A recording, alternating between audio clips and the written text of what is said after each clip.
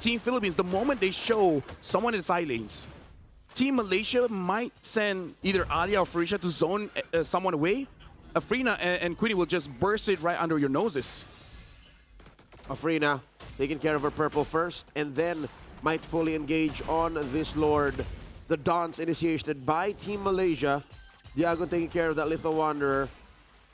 Team Malaysia, I'll tell you now, looking at the spread of their heroes, has better control of this turtle pit, even on a macro level. Yep. Considering that Afrina is level 15, should have the advantage, but Afrina is taking way too much damage from the Lord. She has to be careful here. Maybe for Team Malaysia, they just got to wait for a good engage from Anis. If the Abyssal Arrow hits onto a key target, then maybe they can go for it now. Afrina sees all members of Team Philippines. It looks like for both teams, they're just waiting for someone to make a move. Alpuerto dashing in and out, unable to find an entry. Alia comes in, uses that Revitalize, gets popped by Amores. Farisha running away from 3. Might get taken down, double kill for Amores. And now it's 3v5. Team Philippines working their way towards an advantageous position. Alberto focusing on the Lord, gets the retribution. And now the All-Star continues, one more for Amores. Hani's down. Oh, Queenie jumps back in, but looks like Team Philippines will disengage. Team Malaysia, both Ali as well as Farisha, try to execute the combo of just getting endless vengeance. But looks like, again, Team Philippines, they have a lot of answers towards this Arlet. And now Team Malaysia, they are in a bit of trouble. 1,600 gold lead for Team Philippines. And again, the lineup for Malaysia, they don't have a lot of wave clear. So once Team Philippines has some form of advantage, they can honestly get quite a lot of turrets with this Lord. Lord in the bottom lane, Alpuerto up top. The rest of the ladies of Team Philippines rotating around. Pressure where it's most needed. The long lanes, the side lanes is where Team Malaysia have to face off against Team Philippines, who's relatively built now. Nice catch onto Diagon. Final slash puts her underneath that tier 3. Free pickoff. Yep. It was good on Farisha to actually get that. Perez is still doing her job, which is just to zone out Team Malaysia. I would say all the success when it comes to the team fight is off of Perez. Even though you see her KD is just 1, 1, and 2, but this Esmeralda is doing such a good job to make sure that Queenie, Afrina, as well as Hanis is not really in the fray. So whenever Alia and Farisha goes in, it's essentially a 2v4. If you're looking at the numbers, 1 holding up against 3, that's a good trade. I think that's one of the main strengths of an Esmeralda ever since her competitive debut and peak, where she would go up against the Uranus, because whoever would fully commit and send more heroes to answer to the Esmeralda was the loser. Again, macro-wise, there are ways to mitigate for that, but here we're seeing that now. Perez is forcing Team Malaysia to answer to her, and that's what allowed Team Philippines to move around and gain parts of the map, even if, on paper, Malaysia has better macro. So now Team Malaysia, they got to make a decision whether whenever they see Perez jumping in, do they want to go all in and taking down this Esmeralda, or split the fight and let Farisha and Alia find some kind of backline like a Morris. Alia flushed out of that Y-brush.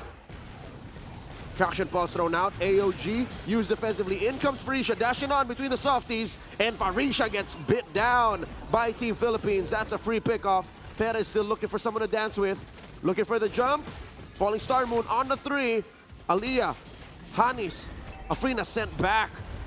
They're going to continue and try to penetrate, looking for this push on the bottom lane inhibitor. Team Philippines make it in.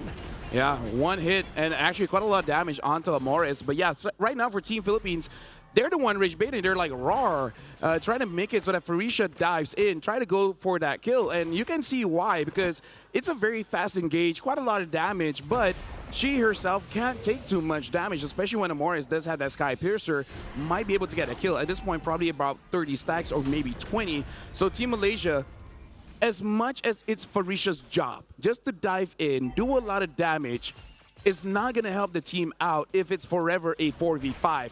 They got to make it so that they split Team Philippines up, not the other way around. I think it's still doable. With a 3,000 gold lead, it's doable. But the map is not on their side. Long lane is the lane that got penetrated. That is where permanent damage is dealt constantly via waves.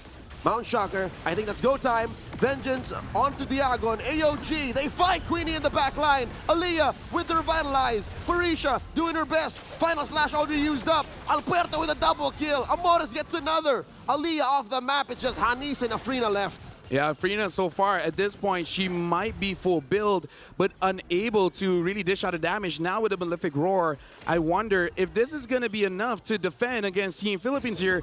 Team Philippines jump in. Perez dancing around. Alberto finds Hanis. It's just Afrina. She had the farm. She had a great time spiking up to the late game, but not against 5 members of Team Philippines. Looking to crack another inhibitor. Up top, Immortality on. Vivero falls. Afrina traceless through. The base gonna be up next. They can't clear. Game 3 goes to Team Philippines. So right now the Philippines is up 2-1 against Team Malaysia. And I gotta say, so far between the teams, whoever goes for the more straightforward draft definitely does have that advantage. Team Malaysia tries to go for another high concept play with that Selena. And as strong as Ani Selena is, again, just too much has to go right with a draft like this. The Filipino contingency seems to have a dance party starting to celebrate the momentum swing for their squad, 2-1. Lafel, why do you think Team Malaysia went this way? What were they planning here? And again, it seems like it just fundamentally cannot work, the multi-core setup. I feel like for the Selena pick is one of Hane's strong picks, like a comfort. But I feel like even if that's the case, probably not worth picking up first, because unless they just know it is something that Team Philippines really wants to prioritize, I really feel like in a best of 7 gold medal match, go for something that makes sense is better, like a Eve, like a Kimi. Maybe not a Kimi because you already saw the box and you could get countered by the Eve. Just not sure why the Eve was open and they don't pick it up. Like, sometimes the obvious answer is the correct one. Yep. So far, that is the trend. Even a lineup with almost no cores, such as the one that Team Malaysia drafted in Game 1. Hell, even this one in Game 3. For Team Philippines, there is no true core. The only real kind of burst you get is through Nolan, and through that Esmeralda, you can hold on to Kimi in the mid-game. That's what's working. And speaking of the Kimi, that's our MVP. Amores on that Kimi, 404. Errors not found. I think she almost played a perfect game. Yeah, she did. So now I feel like for both teams, they should probably see what has been going on for the first 3 games. And maybe, you know, get a page out of the book of what we saw in the earlier gold medal match, which is what works, what is relatively easy to execute, and then just go with that. Because something that you got to consider is going up on stage where your whole country, plus honestly every other country, is watching as well. The world. There is a lot of pressure, and with pressure, a lot of adrenaline is there, and sometimes with adrenaline, you might make an over-aggressive play when you really shouldn't. And Team Malaysia, I don't think there were that many over-aggressive plays. There were aggressive plays, that's for sure, but looking at their draft, that's what they needed to do. They kept it tight, and I think it was that aggressive pace that also gave Team Philippines kind of more reason to answer back and to help Perez and Diagon do what they did, which is, again, give Team Malaysia too much to think about to get farm on Afrina, to get farm on Queenie. And even if Queenie did deal a majority of the damage in this game to Team Philippines, 29%, she did not have a good Lunox game. I can imagine what it would be like if I played that Lunox in this very situation. I would be exhausted. Oh yeah, for sure. Speaking of Team Malaysia, overall has banned out the Esmeralda in the game that they did not. We can definitely see why the Esmeralda is worth banning, because really made it so that their cores, their damage dealers, were nowhere close the fight. But with that, Team Philippines is 2 and Malaysia is 1. We will be going for a short break. When we return, we'll see whether Team Malaysia can equalize or Team Philippines gets match point.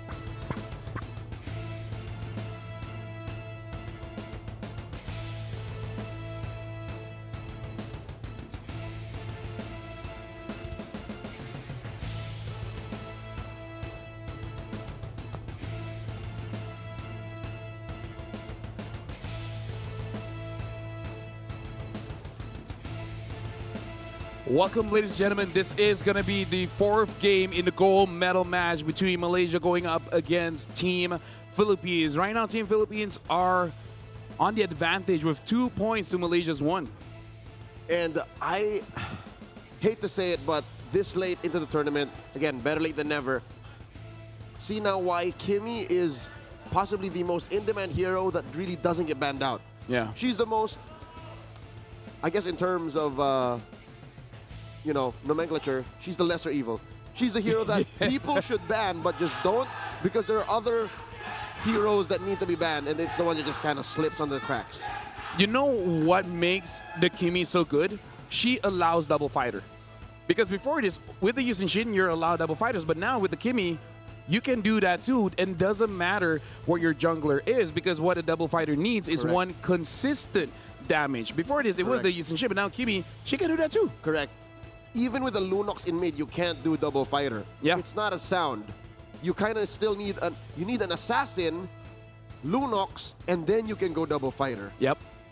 So that's really what has been afforded to whichever lineup has that Kimmy. I do have to say, I believe that to a different extent, the Eve can kind of do the same, where the Eve can give continuous damage, not like the Kimmy, but especially once you do have that Wishing Lantern, it is definitely possible. Yep. What the Kimmy lacks in zoning, she makes up for in the consistent damage, but Eve, on the other hand, makes up for the lack of damage that Kimmy has with zoning, and I'd say a little bit more sustainability. Yep. The extra shields she gets. She's, I think, one of a kind in the game as a battle mage. Choosing a random map draw this time around. Game number 4. We've been through Broken Walls, we've been through Flying Clouds, we've been through Dangerous Grass. How's about we make a round through the Land of Dawn? We get one unique map enhancement per game so far, Expanding Rivers. Yep. Now we're looking at the players of Team Malaysia as well as Team Philippines. We're able to see them backstage.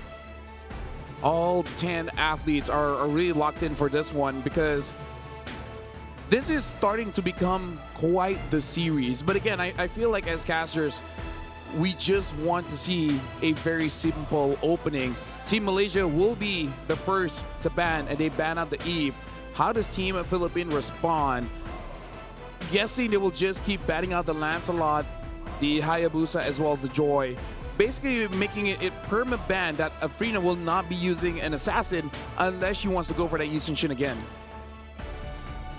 I think the draft pattern, especially in the bans, should change drastically for Team Malaysia. Team Philippines, I think they can get away with this. One solid ban, and then still continue attacking Afrina.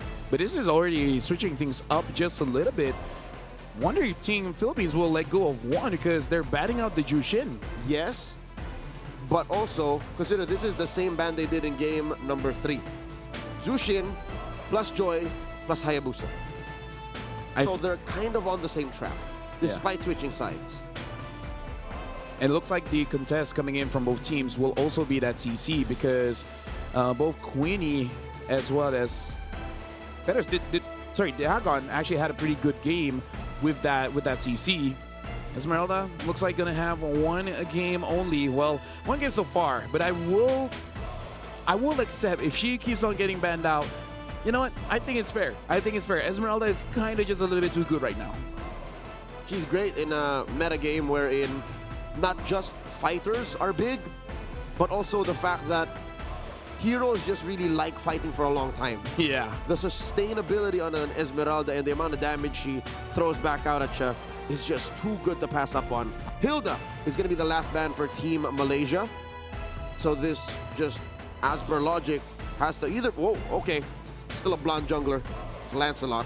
So the Joy is open. I don't think you should first pick that. I feel like it's either the Kimmy or the CC. And between the two, I would actually take the Kimmy here, because again, it allows you to go double fighters if needed, because now the main predator, the Eve, is no longer there. It's just that you kind of have to accept that Team Philippines will always get that Baxia. So either or, CC or Kimmy, I feel like that's the optimum pick here. So they go for the CC. I wonder, with the Eve ban, will Team Philippines just take Baxia Kimmy? Oh, instead they go for Harith. Big swing for Team Philippines. Gatot Kacha and Harith. What a tempo breaker. Coach Maarambon making the call, allowing for Perez's hero after what? 3 games of saying, Perez, you wait. You are a last phase hero. She just says, Coach, I had it. I want it now. I need it. She gets it alongside a solid support in the hands of Vivero. I wonder if they want to take the Joy here. Because if not, it will open up Team Philippines to ban out the Joy later. Kimi is a priority, but after seeing this Gatot and Harif, I wonder if they want to reconsider. Because if you do go for a Kimi Joy, I think you have to go for double fighters. Like, well, the Joy has been picked up, or the Grok. All right, the Grok gets picked up. That is safer instead of going for Kimi Joy. If you get Kimi here for Team Philippines, it'll be easier and simpler for Team Malaysia to itemize. That's way too much magic defense that you need to commit to, and it's easier to think that way. Instead, they're gonna go for something that has more reliable crowd control, map control rather, via the Selena. But here's the thing, Selena hasn't won any game in this series. Yep, 0% win rate so far. We'll see whether this will change. But now it's interesting here. Does Team Philippines ban out the Kimi and say a Lapu? Because they gotta consider both. Or if not the Lapu, maybe a Yuzong. Ban Kimi, Phoveus. I think Phoveus is sound. Kimi gets banned up here. You want to go ban out that Boxia, because the Boxia is potentially going to be a big problem for Team Malaysia. Yeah, I think you got to ban the Boxia for El Puerto. Because looking at the heroes, right? Looking at 1, 2, and 3 for Team Philippines, she's more likely a utility. And I wonder if you have to consider banning out the Suyo or the Nolan.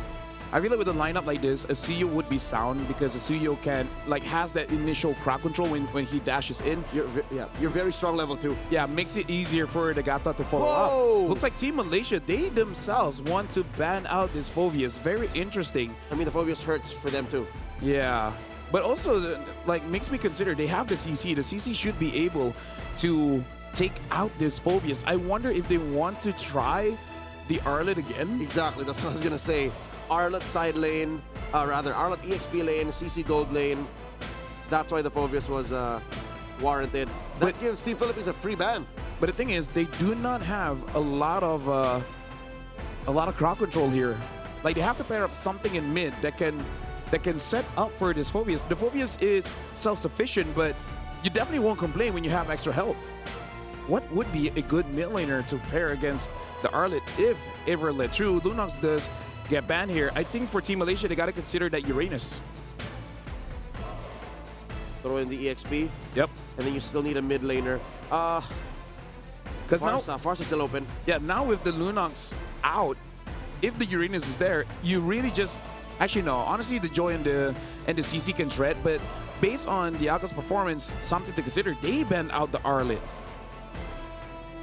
So, are they going for something like a Alice here so that they can engage and give a lot of space and a lot of chaos for this Joy to jump around?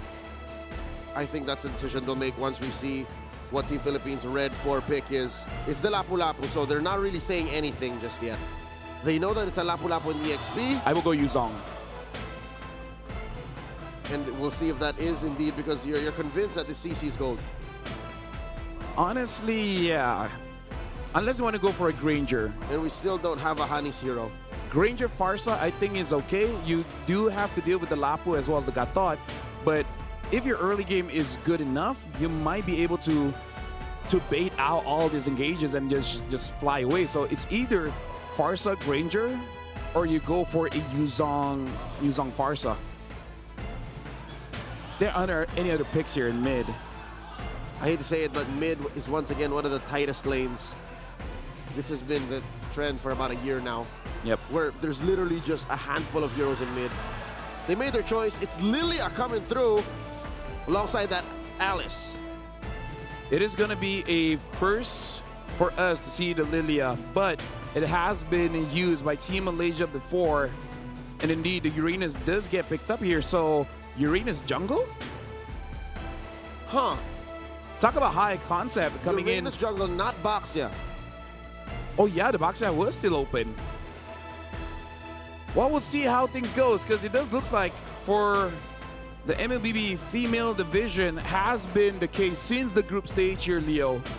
Every single game, there will be one new hero. If you're talking about entertainment, you really got to check out the MLBB female division. Where else would you look? Ladies and gentlemen, one more glance at these two lineups. The Lilia coming through for Team Malaysia, and Team Philippines throws a Uranus into the jungle for El Puerto. Game 4 coming up. Lafel, the trend seems to be, how low can you go? How little economy do you need? Hey, honestly, I like this because now this is a different kind of variety that MLBB is showing, where the men's division refused to change, and for the female division, refused to stay the same. That's right. I can't even tell you where this is rooted. I can't say where they got this from. That means they're creating the metagame as they go. There you go. There you go. The female division, they want to keep it fresh. And for the men's division, they want to keep it familiar. So already just in one day, we're doing 2 grand finals, and they definitely feel quite distinct here. But now back into the game, looks like Team Philippines will be able to get this little Wanderer.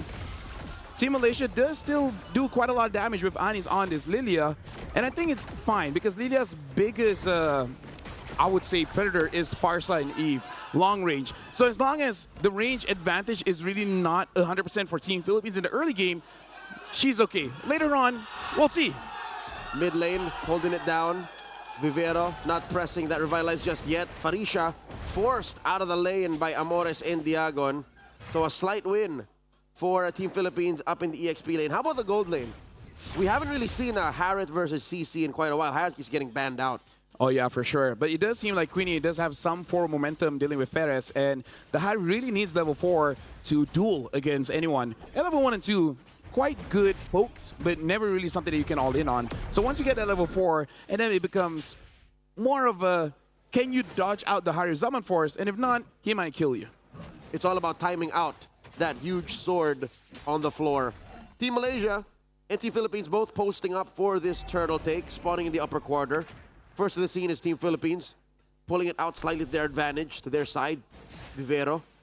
I like how these huge chunky heroes for Team Philippines kind of make the engagement so simple. Again, It really is just feed all of the EXP and the gold to Perez. Yep.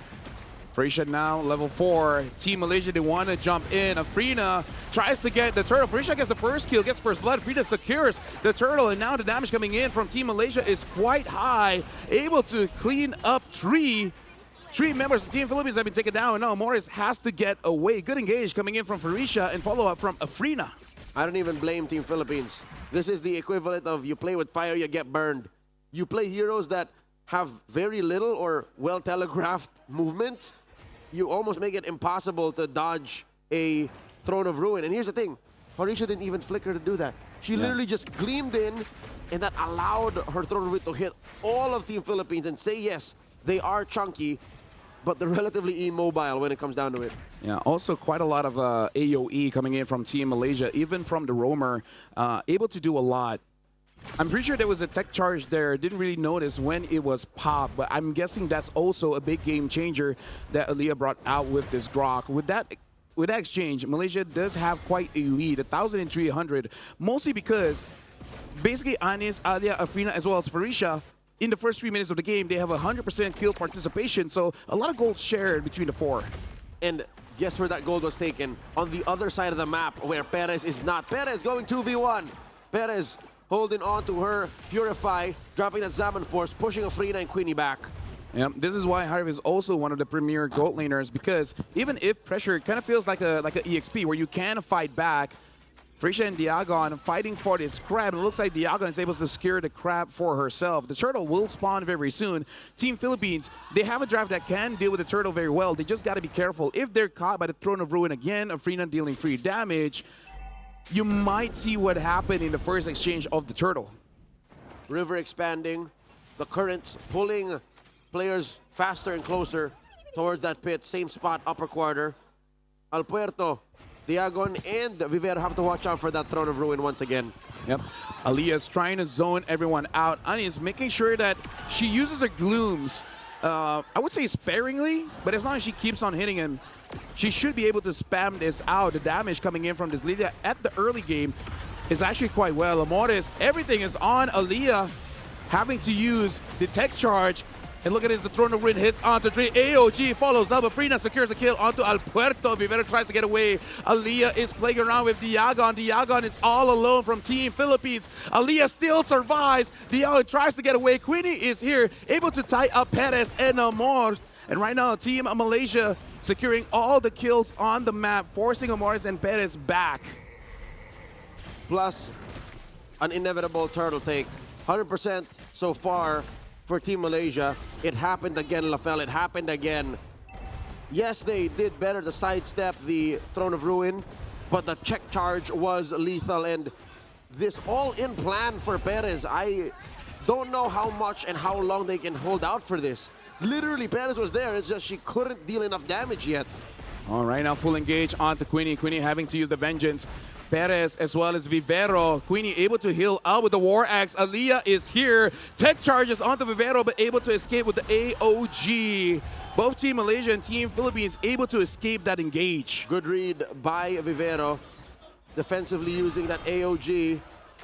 Now, we're waiting for an impact play from Alpuerto and Amores. Not a single death on Amores, but Alpuerto, again, she's literally playing with a sledgehammer. But sometimes you need a knife. Sometimes you need a screwdriver. Sometimes you need a wrench. But Uranus is literally just a hammer. What is she to do?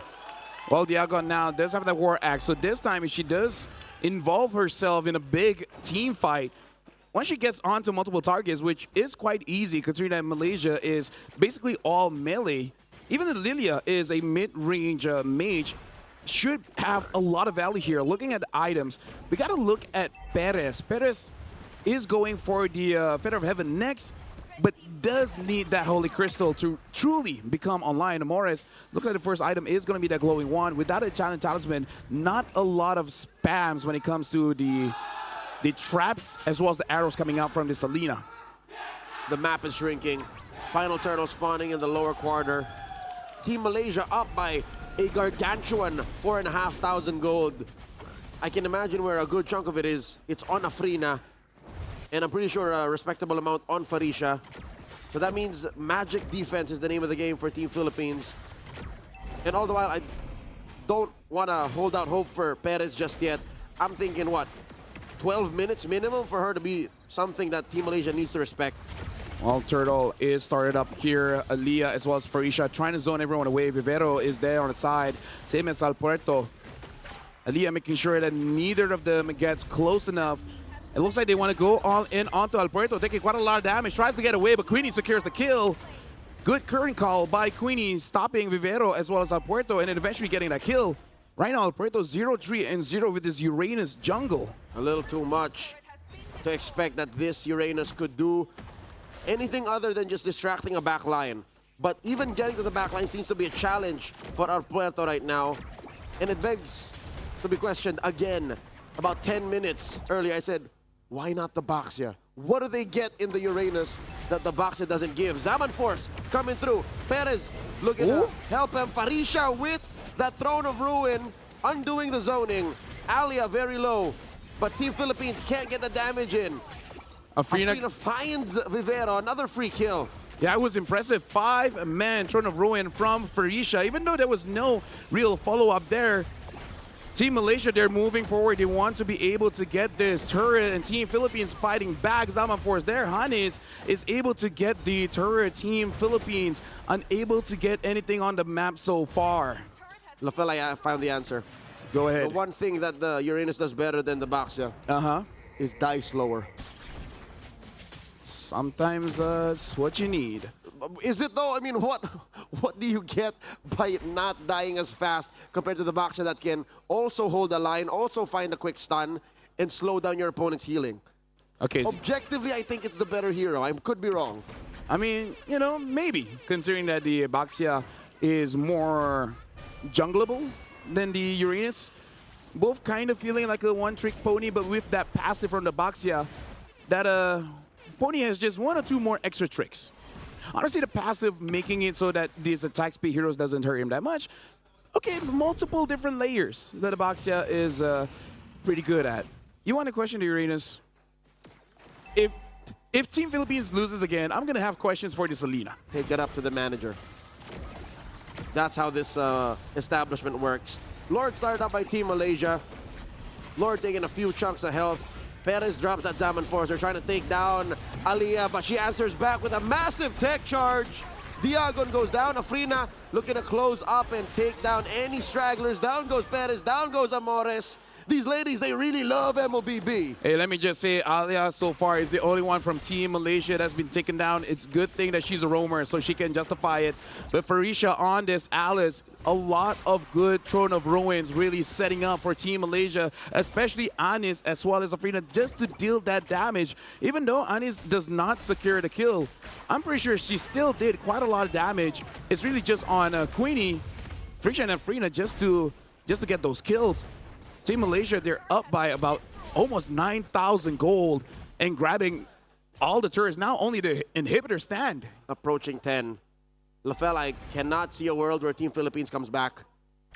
It's very difficult to see a lineup that is so all-in on a Harith that is easily counterable by anti-heal, anti-magic items and even anti-heal items for this to survive.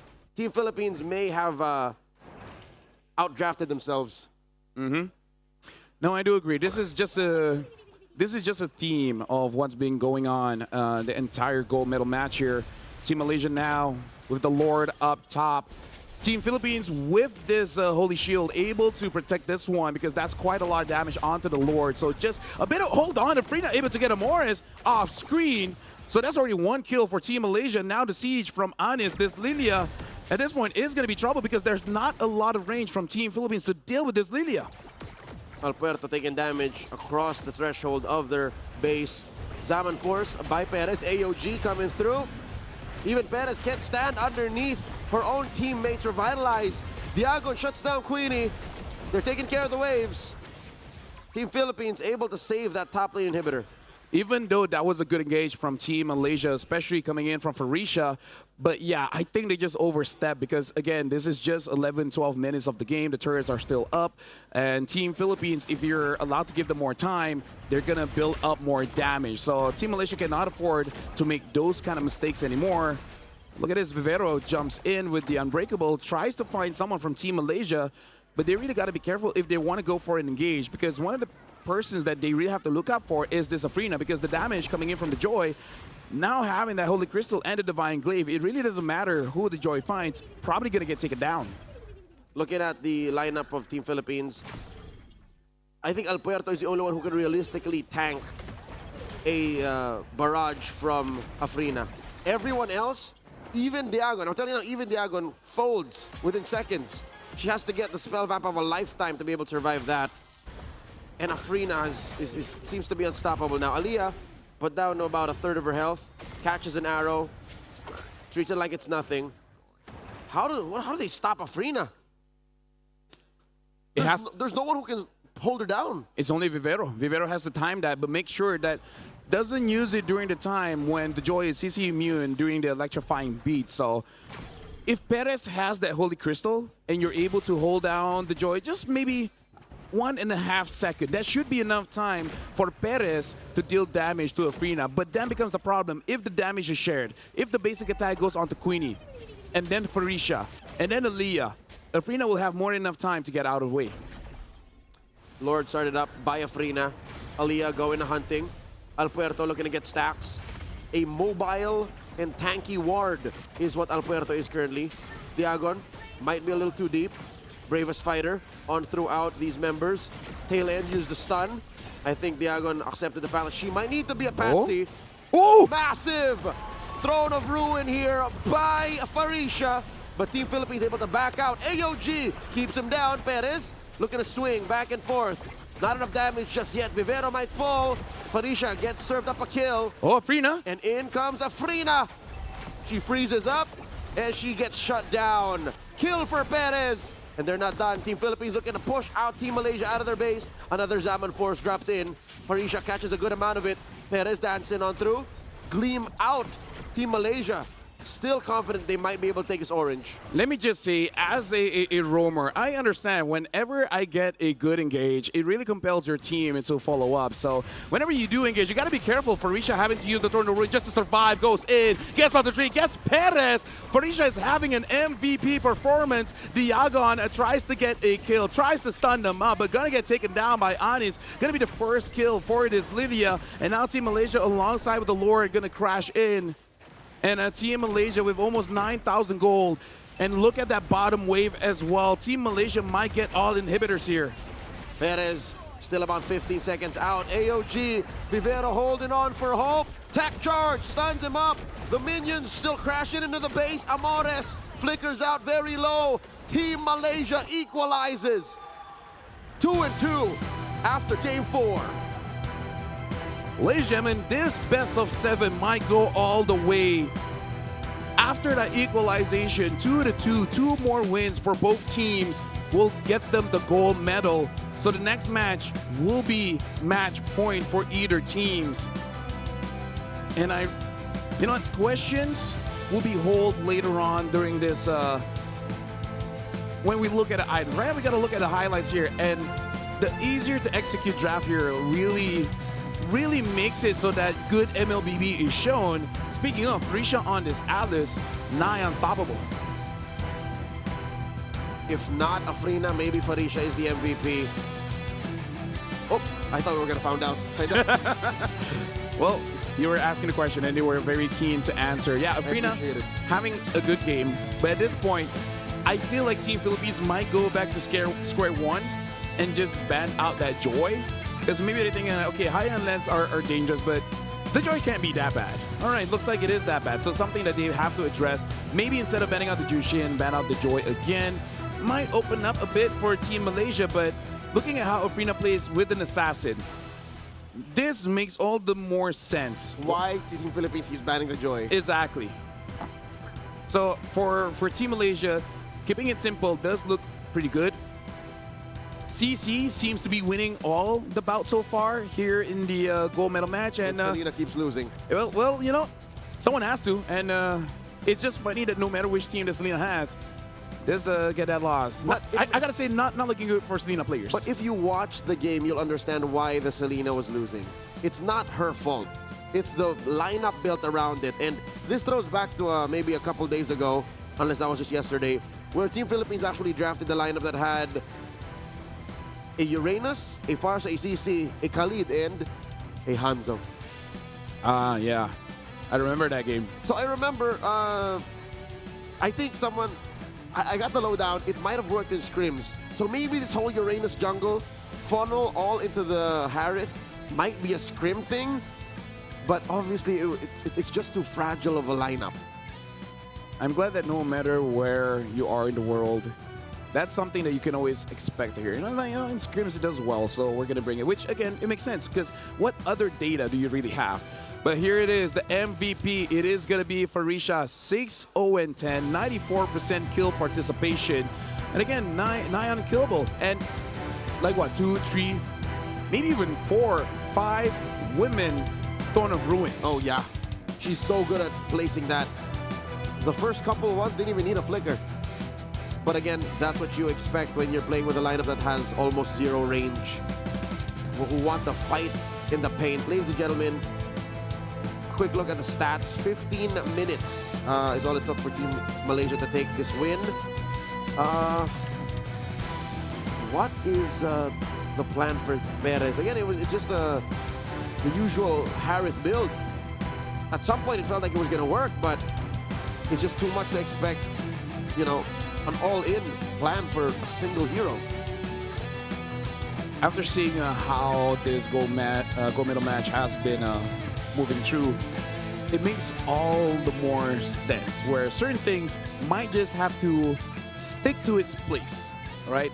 After this, we will be going for a break, giving time for both Team Malaysia as well as Team Philippines to re-strategize and see what do they really want to do moving forward in this best of 7, because the next one is going to be match point. And whoever is fighting against a team that has match point, it is going to be quite a lot of pressure. For Team Philippines, I feel like one of the answers is pretty simple.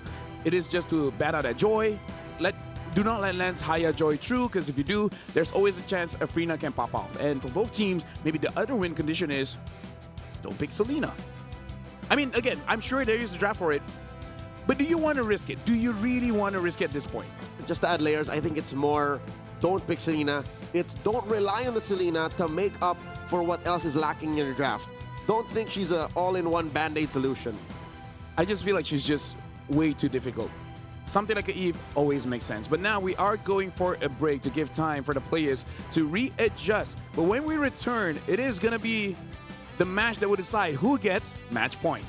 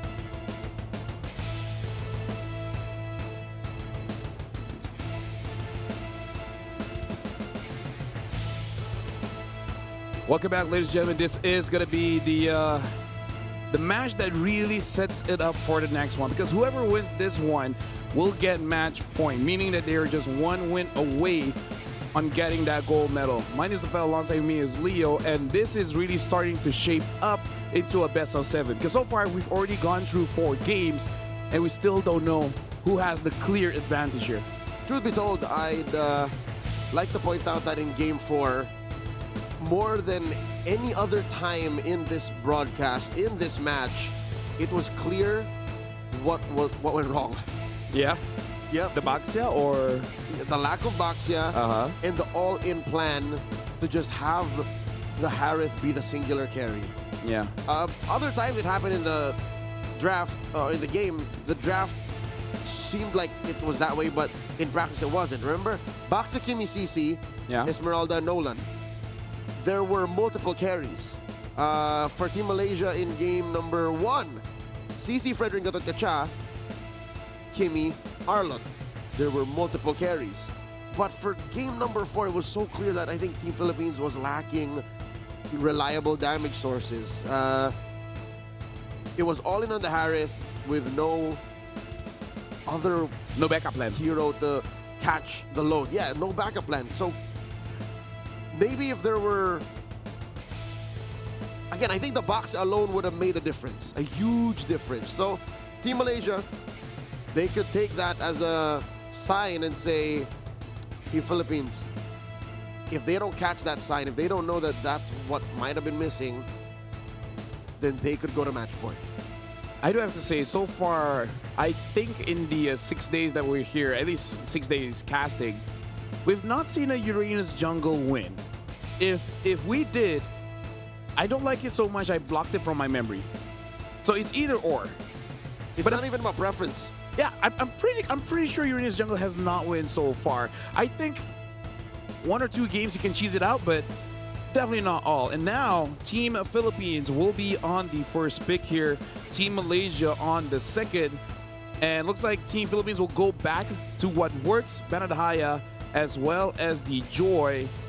I guess since they are first pick, they can ban out the Jushin. But look at this Team Malaysia banning out the CC and the Baxia. So already making quite a big change here for game number 5. Is this third ban a Eve? Oh, no, it's a Lancelot. Okay, so Eve is left out on the open. So is Esmeralda. There you go. If it's kind of like asking a team of Philippines, will you pick that up? Like if they pick up Eve, Esmeralda will come true. If they pick up Esmeralda, they pick up the Kimi. So if I was Malaysia, I would say Eve, Esmeralda. Already looking pretty good. Immediately. Instead they go Grok. That was a good performance by Alia on the Grok in game 4. Here they're committing Grok Eve. What other thing is open? Because they can pick up the Eve third. Is there a specific jungler here, like a Fred or something? Because for Team Philippines, I feel like they're gonna get Gato Kacha. That, and they could go for this major change. It's Cordova stepping in now. Oh yeah. Perez returns to the bench.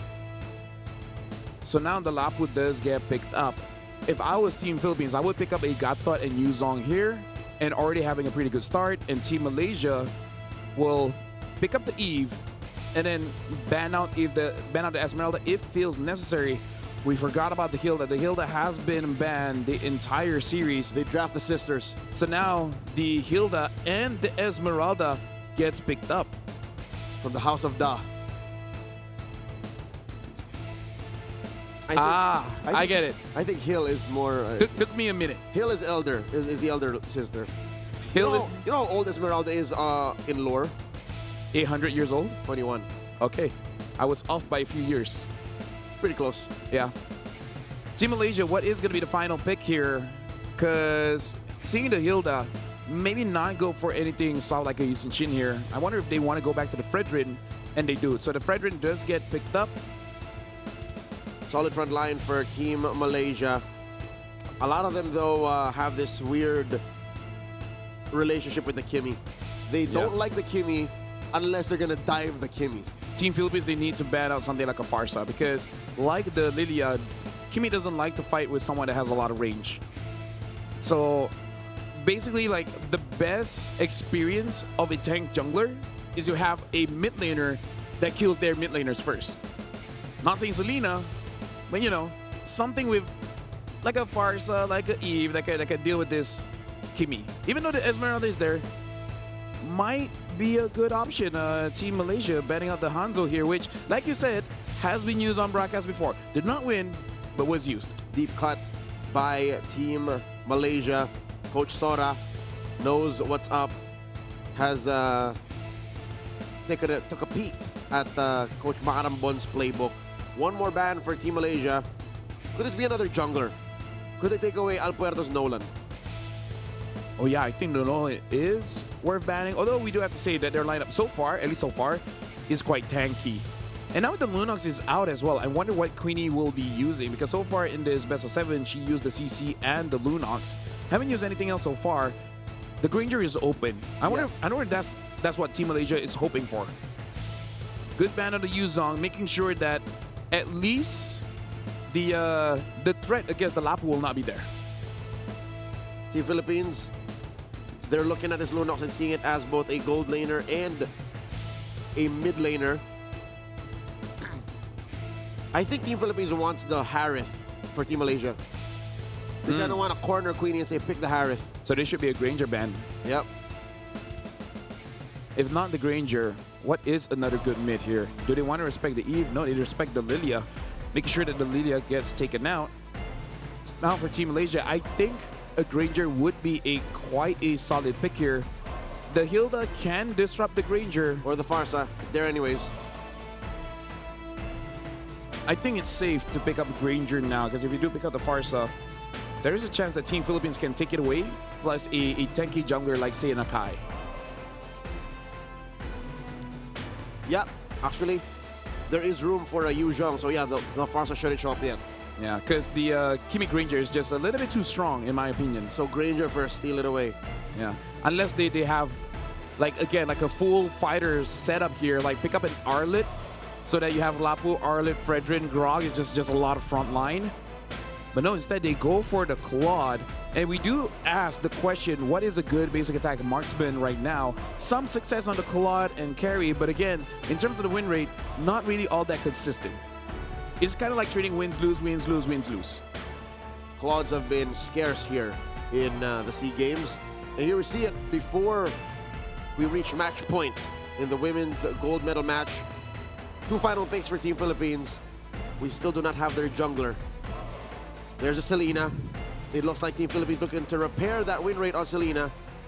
So is this Kimi going gold? It looks like it's the only way. That's the only explanation. Unless it's a roam Selena on hyper-aggressive lineup. Alpuerto picks up her Nolan.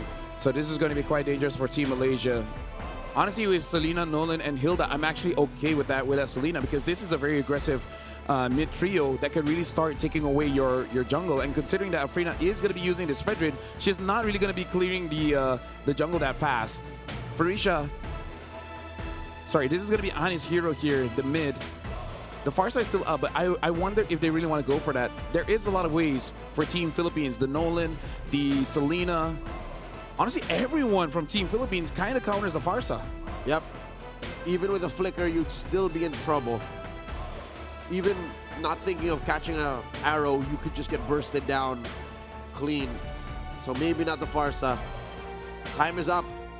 They get something from way deep in the dregs of ranked games. And Odette this is not a drill. Odette is picked up game 5. Considering this is Malaysia, I'm not too surprised, because this is a pick that CG Chiku has been using quite a while to incredible success. I believe in his entire run only having 1 loss. And he does pick it up against lineups like this, where there's a lot of front heavy heroes. And in terms of canceling out the Odette, it's only the Hilda. Unless you time the Traction Pulse can also clean up the Swan Song. But other than that, not a lot of ways for Team Philippines to stop this, especially if the Winter Crown comes out early. That should be a priority for Hanis. Out of Malaysia, seemingly coming in from another team out of Malaysia's strat book. Let's see how this play will pay off. Ladies and gentlemen, welcome to game number 5. Either Team Malaysia will use this cheese pick to make it to match point, or Team Philippines will redeem Selena's win rate. Well, if any draft can do it, this is definitely the one. We got to look at Cordova on this Kimi as well. Kimi is quite lane dominant, but against a Claude, I kind of feel like Claude is one of those heroes that can kind of stabilize any lane, doesn't matter who he really goes up against.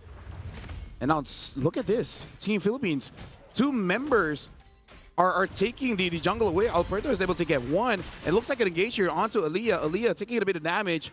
But it looks like Team Malaysia is able to secure that little Wanderer. And Vivero isn't not... Oh, hold on. Aaliyah. Aaliyah has to flick forward. First blood steal for Amoris. The trap was enough.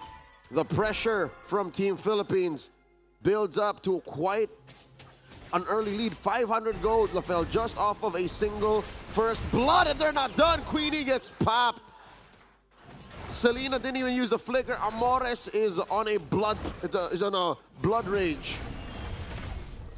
Looks like Afrina still able to secure the orange buff. So still on time to get the level 4 to contest for the turtle. But yeah, this is a very quick aggression coming in from Team Philippines, especially from Amores, already having 100% kill participation. Cordova able to put Queenie down in the in her own turret just to make sure she doesn't get away, making it easy for Amores to hit the abyssal arrow. And now the turtle does spawn. Team Malaysia, they are down by almost 1,000 gold. I wonder how they're going to fight this one, especially because Hanis does not get that level 4. It looks like Hanis took a bit of damage. Hanis might have to go back to base after this wave. Hanis is struggling, and I think that's an understatement. Cordova picks up the Sky Piercer early on. Afrina, compromise here. Diagon and Vivero able to put enough damage on her to deny even thinking of contesting. Early turtle take here for Team Philippines. The retribution by Alberto secures. This is a big advantage for Team Philippines, but this is according to their lineup, because even the Kimi in the gold lane, everyone is a lane dominant hero. Later on, Diagon can 1v3 against Team Malaysia. Maybe Queenie might get out of that because, again, with the BMI, she's able to go straight to the back line. Vivero, in the early game, she's the one slowing down Team Malaysia, all the while Hilda has been banned. And now Vivero is showing why this should be banned, because I think this was the pick against Team Indonesia, where Team Indonesia could not figure out. Team Philippines approaching the 2,000 gold lead, forcing that swan song out of Hanis. Vivero flickers out of it. No dice for Team Malaysia so far. LaFell, you know how bad this is for Team Malaysia? Ooh. Look at that bot. Look at that bot, because looks like Claude is 1v3. Queenie has to get away. Now Aaliyah is back. Please continue, Leo. It's so bad that a threat out of the golden could happen like that. All this while, the Fredrin, mind you, the Fredrin, I did not stutter. The Fredrin is afraid of the Hilda. I'm waiting for the items. I think the Fredrin will have to rush a physical defense item, despite the threats being magical coming in from Amores and from Cordova. Vivero almost gets taken out. Diagon dancing on around them, and down goes Afrina. Well, you were saying Afrina is going to have a pretty bad game here. And again, going up against Kimi is not going to be easy. Hanis forces out Diagon to go away with that swan song. So we're already seeing quite a lot of damage coming in from this Odette. Just got to be able to get to a point where you can survive. So this is why Team Philippines, they really want to rush this advantage, because going up against the Claude as well as the Odette, both kind of scaling heroes. And if they get the scale, it would be kind of scary. Queenie taking some damage from the trap.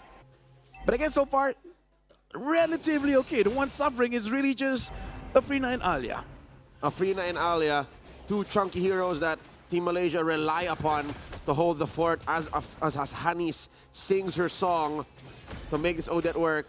Massive rampart, delaying the turtle, fully resetting it, forcing Team Philippines to look for payoff elsewhere. This is kind of what Alia has to do. Farisha flickers forward, unable to get Cordova. Cordova as well uses the flicker to get away, so equal trade at that point. Farisha now with the War Axe. It does look like Team Malaysia might want to contest this, but Farisha just used the Bravest Fighter. I think it's better off trying to get farm somewhere else. Look at up top. Queenie is trying to get some farm, but behind her is Alpuerto. Can she get away? There's the Blazing Duet, the answer. Alpuerto dashing on out of there, forcing the response. Mind you, that was after Alpuerto went for some drive-through. She stole the orange buff. At least as a Fredrin, you don't feel the pain too much. You're only in pain in terms of your levels being quite down. Able to get Vivero. Hanis gets the kill. Afrina still survives, even though gets hit by the trap. I think it was perfect timing. Before the power of wildness out of Vivero lands, she already died. I think Afrina was that close to going down. Yep, for sure. Now Team Philippines, they will try to extend their lead by grabbing this turtle for themselves, because there's no way that Team Malaysia reliably can try to contest for this one. Alpuerto secures it. Aaliyah has to find a way to get away. Traction Pulse used. Aaliyah still tanky here in the early game. Diagon jumps in. Aaliyah flickers out. Cannot get away. Diago secures the kill. Cordova making this gold lane Kimmy work. The only way I think it's working is because she bullied that Claude out of range. And because of the aggressive rotations by Team Philippines, they're approaching a 3,000 gold lead now. Diagon!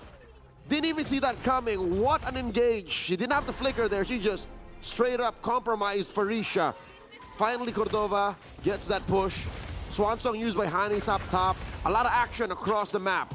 Yep, Hanis has to get out. Takes a lot of damage. Same as Queenie. Queenie almost taking out Vivero. Able to. So at least for the Claude, getting some farm. Queenie, though, with no HP left, really has to be careful. Alpuerto gets another turret. Team Malaysia, they want to buy time, but they're losing by 4,000 gold. This is a little bit too much than they really want. Pushes across the board. Mid was taken by Alpuerto. Top lane taken by Amores. While Diagon dancing around 3, compromising Afrina's orange. The Malaysian jungler will get the secure. A little bit of breathing room for now. Alpuerto is level 11, Afrina is level 7, so that's quite a big difference. 4 is way too much. Honestly, 2 is already way too much for a jungler. 4 is almost unplayable for Afrina here. It's a good thing that she is a Fredrin, doesn't need a lot of resources to really work. Giving everything to Queen at this point. So Team Malaysia, they're just playing this waiting game. Playing Turtle, don't lose too much. It's kind of like saying, we can't lose. Just a little bit.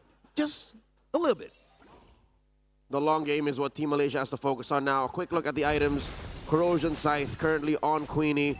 Hanis built the glowing wand and a smorgasbord of defensive items across the Grok and the Fredrin. They bear down onto Diagon. Swan song by Hanis. Diagon survives. In comes Alpuerto. Might have been too much for Nolan to dive in there. Vivero takes down Afrina. Vivero goes down. Amores and Cordova looking to deal reliable damage. Rampart thrown up. That is attraction pulse, and Diagon ends what her teammates started. Aaliyah gonna be welcomed by Diagon. Flickers on out, but still the Grok falls. Cordova gets another. But I feel like this is okay for Team Malaysia, because all the while Queenie is getting all this free farm and gonna continue so, because Team Philippines, they're gonna send Vivero to answer that. I don't know whether Queenie got the Demon Hunter Sword or not, but either ways, level 10 is looking pretty good. But Team Philippines still secures that Lord, using the Blazing Duet just to get away from Vivero. So that bottom lane slightly gets corrected. Lord spawns as well. Top lane, the pressure continues. All 5 members of Team Malaysia responding. Traction Pulse thrown out. Diagon says, let's take care of the waves first. I would say the defense from Malaysia should be pretty good here, considering they do have the Odette as well as they do have the Claude. A lot of wave clear and quite a lot of damage. And we saw if you go in willy-nilly inside the Swan Song, the damage might be way too much than you can really consider. Especially if you're a soft Nolan. Nolan is not built to dive into that many heroes and expect to survive unless they all die. So that's a lesson learned. Hard for Team Philippines jungler Alpuerto. Lord about to crash into that bottom lane tier 2. Tier 2 cracks in mid. Team Philippines taking it slow. Yep. Team Malaysia has to utilize their shields here. But hold on, no one gets hit by the arrows. Aaliyah gets taken out so much. Has to use the tech charge just to get away. But at least she still survives. Swan Song, Hanis goes in. Same as Queenie, quite a lot of damage, but no one gets taken down so far. Hanis is the first to get taken down. Alpuerto secures the kill. A little bit of an anti-synergy there.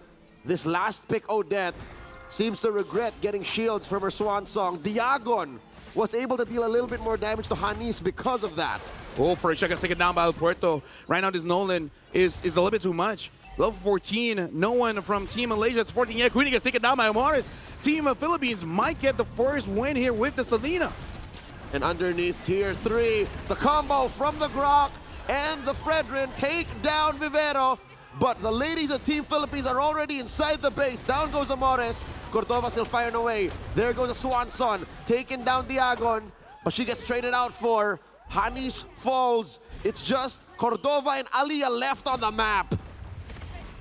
That was surprisingly good for Malaysia, considering that Hanis got a triple kill, got a few shutdowns. The goal is still all for Team Philippines, but off of that, Queenie is now basically gets her 3 items. She just needs one. Either it goes for something more defensive or just go full damage and builds a Malefic Gun or Malefic Roar, because the 3 items for the Claude is completed. The Swift Trinity on Queenie as she approached the 7K gold mark. But look at Cordova, 2,000, a full 2,000 gold up. She's on her way to what seems to be a Divine Glaive. A lot of damage put onto Aliyah. How is she going to survive? Diago dancing around, keeping Queenie and Hanis in her vision. I think the play here is to extend that long lane, push it up a little more, so that the dance here, coming up in the upper quarter, it's a little easier for Team Philippines. Yeah, probably Queenie trying to get one more item. Either Malefic Gun or Roar, both should work quite well here. Either way, she just needs some kind of penetration to deal with Vivero as well as Diagon. Everyone else, I think she has enough damage to be able to handle. Team Malaysia will try to, you know, at least delay this lure, because one more lure from Team Philippines and that might be the end. Aliyah catches a face full of traction pulse. Might get bursted down. Cordova gets a stack. Swan song here by Hanis, flickering forward. Farisha looking for targets. Massive shutdown by Hanis on Cordova. And Team Philippines trading 1-for-1 was not in their bingo card. Blazing duet coming in. Diagon takes down Hanis. Diagon might have regretted coming in a little too deep. It's a free 9 Queenie honor. And Queenie takes her down 2-for-2. Yeah, right now this Claude is becoming online. Damage from Hanis has to be careful. Hold on, Queenie able to get away. Afrina is there to protect. And now Morris and El Puerto look at the back. Queenie is all alone. Vivero able to get that kill. Is this Hilda really a roamer? El Puerto looking for targets. They get the stun to Farisha. Aliyah puts up that rampart. Disincentivizes forward motion. Team Malaysia, they gotta wait this out. Hanis is now up. She can deal quite a lot of AoE damage. They just gotta wait it out. Queenie, 15 seconds away.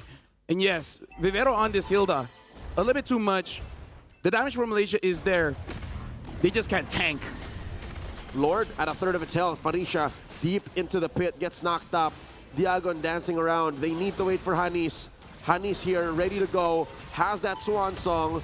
Cordova firing away, waiting for her traction pulse to go off of cooldown.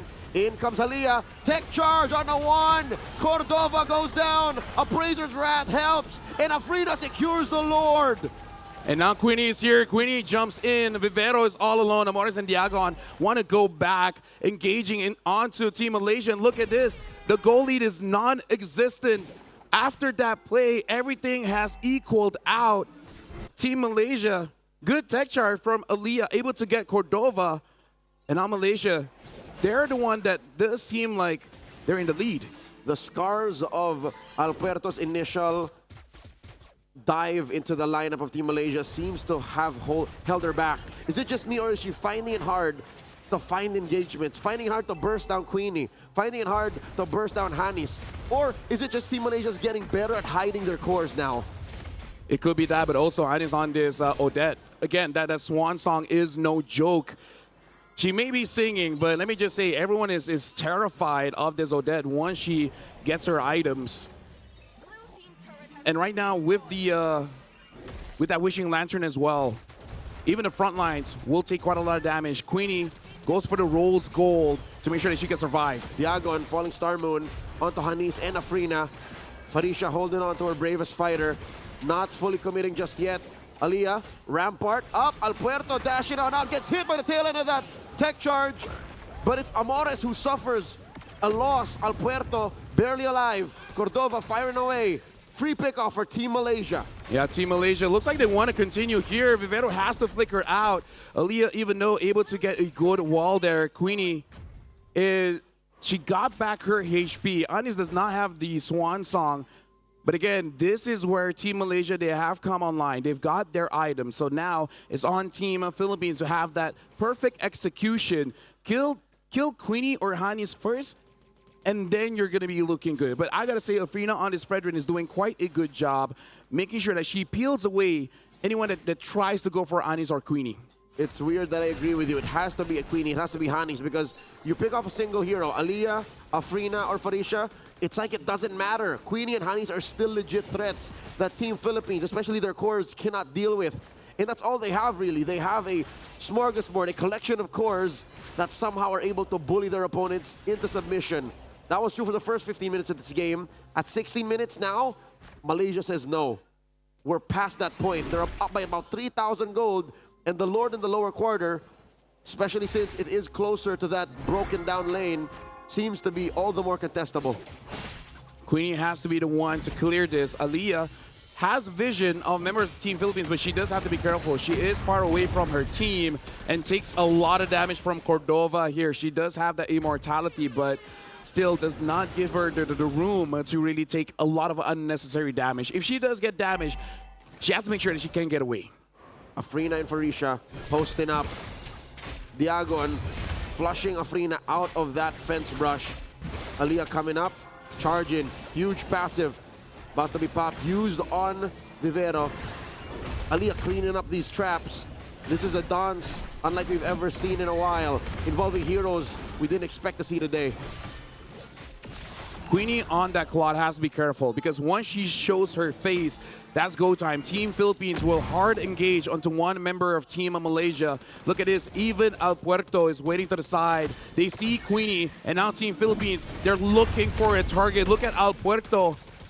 But so far, Team Malaysia, they're hiding their cores. No one is being vulnerable. Queenie is still pushing. And it looks like El Puerto has to go back and repair that situation. Clear the waves. Force a response from Queenie. Queenie comes in. Queenie, I assume, got blazing duet. She has a immortality, and in comes Vivero.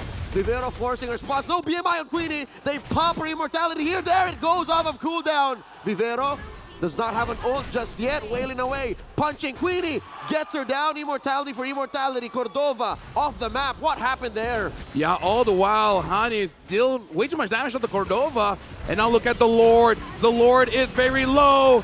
El Puerto gets it. Team Malaysia has to disengage. And now even Queenie has to go back. Quick rotation from this Nolan, helping out Team of Philippines by securing the Lord. El Puerto, her instincts finally kicking in. The clutch play to rush on over, zipping through the map, going to that Lord. Say what you will about an Appraiser's Wrath plus Retribution combo, nothing can burst as quickly as a Nolan on a mission. Vivero, El Puerto, and Amores pushing up in mid. Queenie to the rescue. Aaliyah has 3 members of Team Philippines, make that 4. Lord coming up. Cordova wants to be part of this action, rushing through mid. Anis is coming up, so Team Malaysia should have their cores to defend their base. But look at Queenie. Queenie gets engaged on Diagon, taking way too much damage, and now even the Swan Song used, able to get 1. And now El Puerto could not get a kill there. Team of Philippines able to get the inhibitor down mid. Hanis might have used her Swan Song just a little bit too early, but that was enough to make sure the Team of Philippines does not continue with their engage. A takedown on Diagon is well worth it. It may have made the difference between Team Philippines taking down the inhibitor, waiting for the next Lord, or them ending the game right then and there. Team Malaysia have some room to breathe. Team Malaysia can sit comfortably, saying Queenie is a legit threat. Queenie can keep doing that, forcing out mistakes from Team Philippines.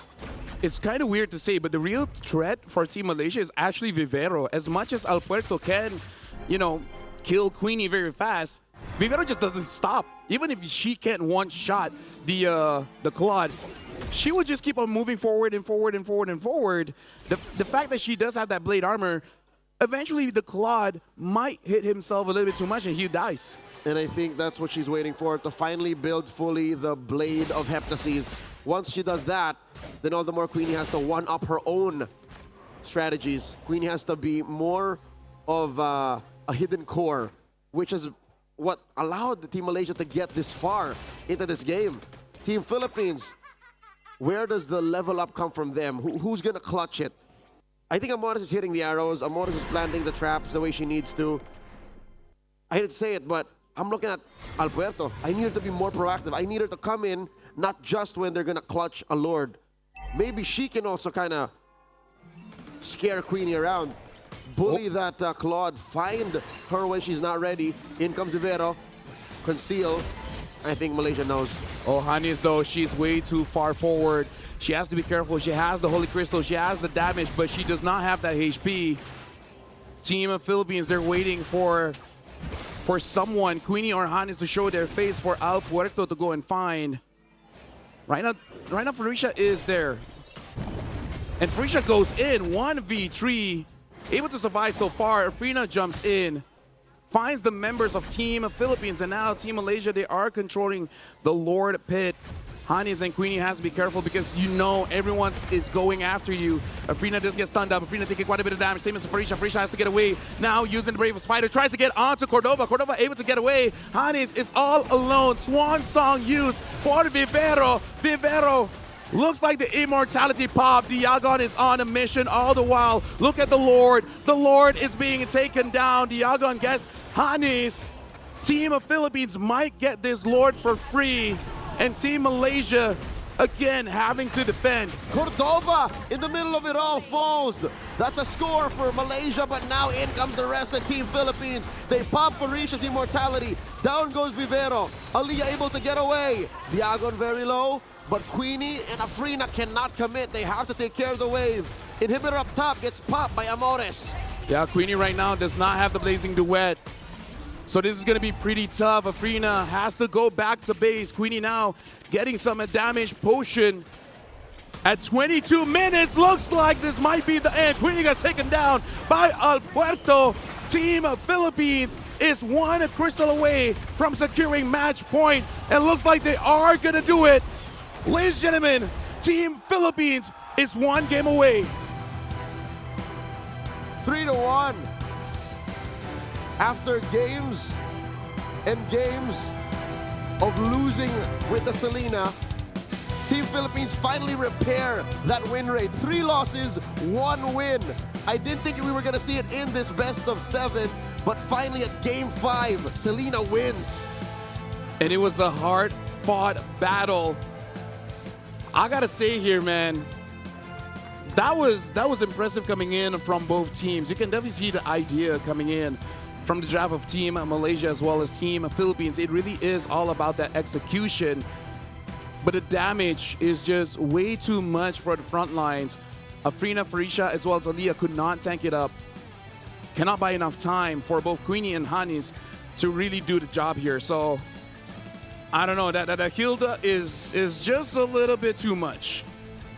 And as nice as it is to think that a solution to the current metagame could be in that Odette, it's just the Esmeralda was there. Diagon was doing what an Esmeralda does best, going 2v1, 3v1. And is it just me or is Alpuerto's Nolan at 100%? Oh yeah, for sure. Haven't seen it lost so far. There's so much threats that Team Philippines got. And that's what this draft is. That's what made it work. Yeah, the Esmeralda as well as the Hilda that always gets banned out has shown why it should be considered to be banned out. It's 5 threats. Even Cordova, who came in as a last-minute replacement mid-game, mid-series, playing a Kimi, all they needed was someone who just dealt reliable damage. I'll even go as far as someone who is acting as bait, because Team Malaysia can't help but say, we can't find the Nolan, let's give it up. We can't kill the Esmeralda and the Hilda reliably, let it go. Cordova is the next best thing, and I think that's how they played. They played around the fact that Cordova will be the target, and we accept that fact. We play accordingly. For now, This is Malaysia with no extra lives. One more loss, and that's it. Still, honestly, getting a silver is a big achievement because for Team Malaysia, the highest we've gotten so far for the female division is the bronze. So no matter what, this is going to be the highest they've ever been. But everyone here in the SEA Games wants to fight for gold. So the best way I can say it is no more experimentations. Whatever your best draft is, you just got to show it up for the next 2 games if you really want to get that goal, because Team Philippines just one more, and then that's it. They will bring the goal back home. What a day to be a Filipino fan of MLBB esports, to be a Filipino in general, bagging 2 gold medals in a single competition day, but it's not over just yet. A little bit more work to do as these ladies sit at 3-2 in this best of 7. One more away. The MVP of game number 5, Diagon, the Esmeralda. I like how she picked up that select chastise pauldron. Yep, because that Claude was definitely a threat, but there is an item to deal with it. 7, 3, 10, 77% kill participation. Right now in the drafts, there's just way too much threat, so it's almost to the point where you feel like you can't get any real good bans, because for Team Malaysia, it's not that they ban bad. They ban out the CC Boxy as well as the Lance. You can't really fault for that one. And I can understand people questioning the Odette as well as the Claude, but it almost worked out. They hit their win condition. It's just that Vivero on this Hilda is too much for Queenie, and I would say Diagon is just too much for the rest of Team Malaysia, either front lines or back lines. The MVP on Diagon is well deserved, not only because of how she played, but how it fits so well into what Team Malaysia did. A shield on Hanis, a shield on Afrina, a shield on Farisha. She doesn't mind going around the Grok. She built the chastise pauldron to fight against Queenie.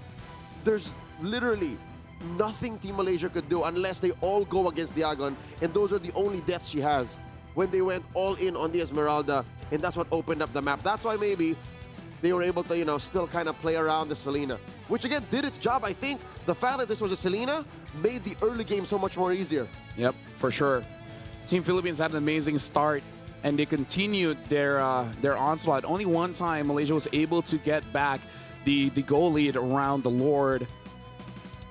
It was close, 32% damage for Queenie on this Claude, but like I said, match point for Team Philippines, so the pressure now is on Malaysia. Whatever the next draft is, it has to be their very best one. Ladies and gentlemen, we are going to go for a short break, but after this, the MLBB female division here at SEA Games will resume.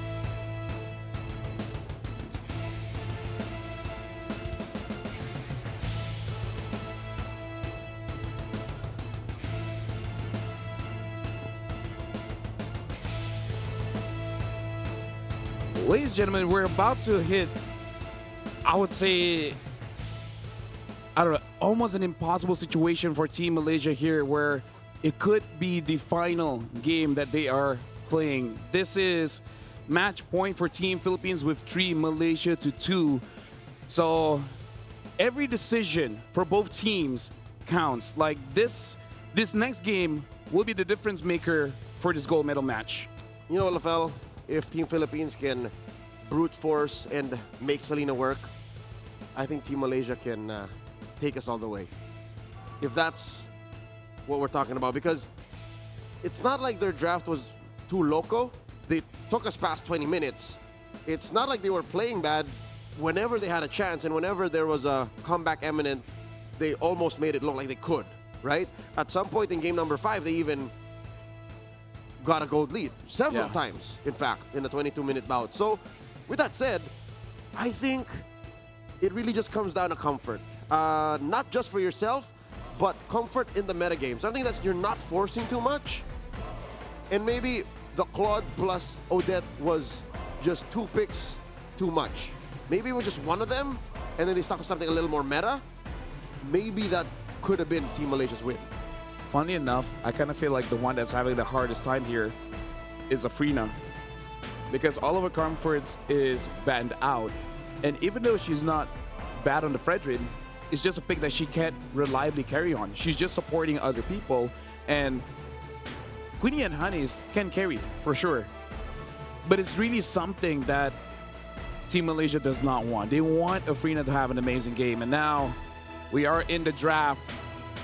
Malaysia against Philippines. This time Malaysia goes back to the Esmeralda ban. Team Philippines bans out that Hayabusa. I would say for Team Philippines, there's going to be no change. Team Malaysia, this is the change that we got to be looking for. I get where you're coming from. I understand that for a player such as Afrina, even if it does look good, even if it does seem like she's playing well or contributing, maybe she just isn't getting there and giving out as much as she thinks she could. Because I remember the Joy match, the Joy game in the series, she really, really bullied Team Philippines. Again, what was that, 15-18? Yeah. A really fast game in all things considered during the series. So, yeah, if Team Philippines continues down this route of taking out Hayabusa, Joy, Lancelot, forcing her on utility picks, then maybe, you know, the lineup really is strained that way. Well, the Lance gets banned out. Pretty sure the next ban upcoming is going to be that Joy. I wonder if Team Malaysia, now with Esmeralda no longer in the fray, will they pick up an Eve first, or they just ban out the Eve and try to take either the Jushin or the Kimmy? Because Hannes also needs to be someone that can deal some form of consistent damage. Even though Jushin doesn't have the most amount of damage, I think it's enough. But with the Baxia ban, this is very interesting. So they ban the Joy. Team Philippines allows us to open up Pandora's box. There's so many open threats. CC, Kimmy, Zushin, Lapu, Eve, Brock. They go for the Kimmy. So, like we said, they're going to go with their very best, right? Whatever is their best draft, try to get it. Team Philippines, the Eve is there. Would they go Eve Yuzhong? That will be the comfort of Team Philippines. That will look very strong. The Uranus is open too. It might be something Diaga want. Oh, and CC. The CC is there as well. Okay, so CC Yuzhong is a little too spelled out. I would say maybe take Gatot or Grok and then +1. Gatot Yuzhong. Sounds very solid here. Team Philippines really thinking about their picks here. But knowing their propensity for Uranus. Yeah, there's always that chance. Yeah, there's always that chance the Uranus pops out. And they go for a Lapu Farsa. So a bit different here. Okay, you know what? Maybe they don't have to bear down on the Yuzhongs too much, because these two heroes, what they end up with, already bully the Kimmy plenty. Yep. I would go for either Yuzong or Alice.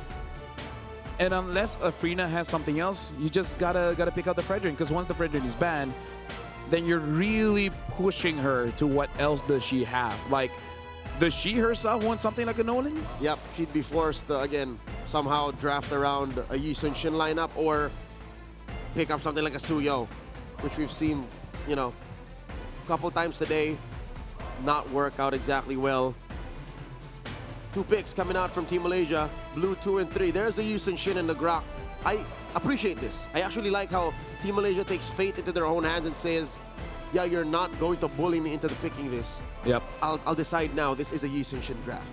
And again, I think this is poetic for her as well. The Khalid gets picked up because for me, again, as a carry player, you want to say that you play the SEA Games giving it your all. If you keep on using utility, can you really tell yourself that I tried my best? As a carry player, I feel like she would tell the coach, give me something that I can carry. If I can't, then I tried my best. I couldn't. Rather than what if, you know? Admirable for one of Malaysia's finest. Afrina decides to take fate into their own hands. And again, kudos as well to our coaches, Sora and Rexvin, for allowing this. Going into the bans, again, even we can't believe how CC just went by like that. CC gets taken out by Team Philippines. I would say Nolan has to get out here because the farm from the Yi Sun-shin is going to get taken away. In fact, you already have the Farsa Khalid. So much for momentum. You give over Nolan, it's going to be very dangerous unless you have a specific mid pick that can really fight against that. So the Nolan gets banned. The other thing that maybe you could consider banning here, they banned the Hanzo before. I don't know if they want to go that far. Would you ban out something that Cordova can use? I mean, to be fair, this Lapu, we really don't know where it's going, but considering all the assassins are taken out, highly likely is going to be EXP. I wish I knew Cordova a little better. She, for the majority of broadcasted games, or at least games we know of, were playing marksman. So if Team Philippines is comfortable with the switch up, then that's something that we're learning on the fly. Team Philippines, I don't know if Hanzo is going to be in the books. A pattern I see is the Hanzo is always attempted to or is run into a Fredrin. Yeah. So since Fredrin is nowhere to be found anymore for Team Malaysia, then say goodbye to that. Ruby, good read by Team Philippines. One of the most commonly used gold laners alongside the Yi Sun-shin. The Yuzong gets banned, so they understand a threat that is Lapu can go in the gold lane. Team Philippines, the Fredrin is up if they do want to get that Fredrin, but I believe they will pick up something like a Granger first. It is something that Cordova has used before, and I think it is a comfortable carry. Other than that, a Harv is up, and in terms of the heroes that can really deal with the Harv, it's not there just yet. We also do not have a guaranteed XP laner, so maybe Phovius rears his purple head. That's the Alice coming out for Team Philippines. That's Diagon's pick. Again, easy ways to go and hunt for that Kimi and that Yi Sun-shin. How does Team Malaysia respond? We're going to find out who they're bringing out in the EXP and in the gold. I feel like this is more of a read coming in from Team Philippines, because I do feel like for Team Malaysia, they wanted that Alice. It's good against the Farsa especially. Yep. And Farisha is mean on that Alice. Getting multiple times amazing engages with the Throne of Ruin. The Arlet is still there. It might be an Arletable game. Not a lot of setup, but Farisha has shown that she is self-sufficient. Other than that, I'm not entirely sure what other EXP leaders are available here. The Uranus is there, but actually it wouldn't be that bad. Not a lot of shred from Team Philippines. Okay. Another debut pick coming up. At least on this broadcast, we see a Benedetta. And it's going to be Queen's Benedetta. Yep. This is going to the gold lane, and the aforementioned Arlet for Farisha. Team Philippines, they do not have a jungler just yet. So it looks like Team Malaysia, they're basically just saying like, okay, everyone do a lot and try to overload a Team Philippines and a Ling. The Ling comes through. A nod to our longtime rival, Al Puerto, looking out to the crowd, hoping to see Shen's smiling face. Shen of Team Indonesia just last night played a Ling to lethal outcome against Team Myanmar in that battle for bronze. And now for the battle for gold. Alpuerto is looking to secure top finish with an oldie but a goodie. The Ling shows up here in game number 6. Ladies and gentlemen, right now it is match point for Team Philippines. For Team Malaysia, this is potentially their final draft. We'll see whether Team Malaysia can push us all the way for us to go all 7 games. Welcome to SEA Games 33rd. Here, Malaysia going up against Philippines in the gold medal match. Let's assess once again where the economy is at for these squads. In the gold lane, I think Queenie is doing okay. Queenie isn't exactly demanding too much of the farm. She can still give over plenty of it to Afrina. Hanis, farm will just find you as a Kimmy anyways. For Team Philippines, though, I slightly worry. Oh, hold on. He's doing quite a lot of damage onto Vivero. Vivero still holding on to that flicker. Don't want to use it too early here. Farisha going up against the Alice has to be a little bit more careful. Have to just absorb those minion waves and try not to contest so much because the level 2 of an Alice is actually quite strong. She's fine. Diagon able to rotate, help out where she's needed. Speaking of which, Team Philippines, I think it's the same. Despite them being very different heroes, a Yi Sun-shin and a Ling, this is very all-in on their core, on their jungler. Amoras taking a good amount of damage. Quick Sandguard by Vivero, forcing Aliyah to possibly expend her passive. This is miserable for Vivero. Can I just say, there's so many ways for that quick Sandguard to get cancelled out. Yep. But again, the reason the Khalid is here to force aggressions, to possibly jump on the Kimmy. I feel like that's the idea for Team Philippines here because they're overloading Anis here. Oh yeah, I think it's enough of a benefit to make up for that con. Yes, I cannot quick Sandguard as reliably, but I have just as much dive, just as lethal of an output as a Hilda. It's kind of like saying all of us are going to jump in. Some might die, but one of us will for sure get the Kimmy. And that's enough for Team Philippines. Team Malaysia, aggressive rotations themselves, visiting that bottom lane, the EXP lane. That's where the turtle will spawn about 2 seconds from now. Yep. So right now, Anis as well as Aliyah. Looks like Anis will be getting that level 4 before they really contest for this turtle. But considering that this is a Yi Sun-shin going up against a Ling, I'm not entirely sure who really wants to contest for that turtle first because they're really farm independent. So, oh, hold on. Fed Ezra used Aliyah in trouble. Farisha is there, though, trying to help out. Final Splash gets onto 2. Farisha is on a solo mission, has to use the flicker to get herself out of the way. All right, here's your answer. I think Team Philippines just wanted to delay. Team Philippines wanted to catch as many from Team Malaysia off guard. And between the Yi Sun-shin and the Ling just has an easier time securing Tempest of Blades plus Retribution. Combo that's hard to counter, but Farisha finds the angle. Down goes Aliyah, down goes Diagon. Cordova as well, 3 for 2 the current trade. Afrina gets found out to Team Philippines. Wow, in the blink of an eye, they might not have expected Malaysia to respond that way. Yeah, 4 out of 5 got taken down. Farisha with a double, and more impressively, with an Arlet securing that turtle. Even I was lost for words. 1,800 gold lead for Team Malaysia here. Wow, I'm just guessing a lot of burst damage from Aliyah, Frina, and Hanis just coincidentally hit all together. This young lady, Farisha, seems to have been born to play Arlet.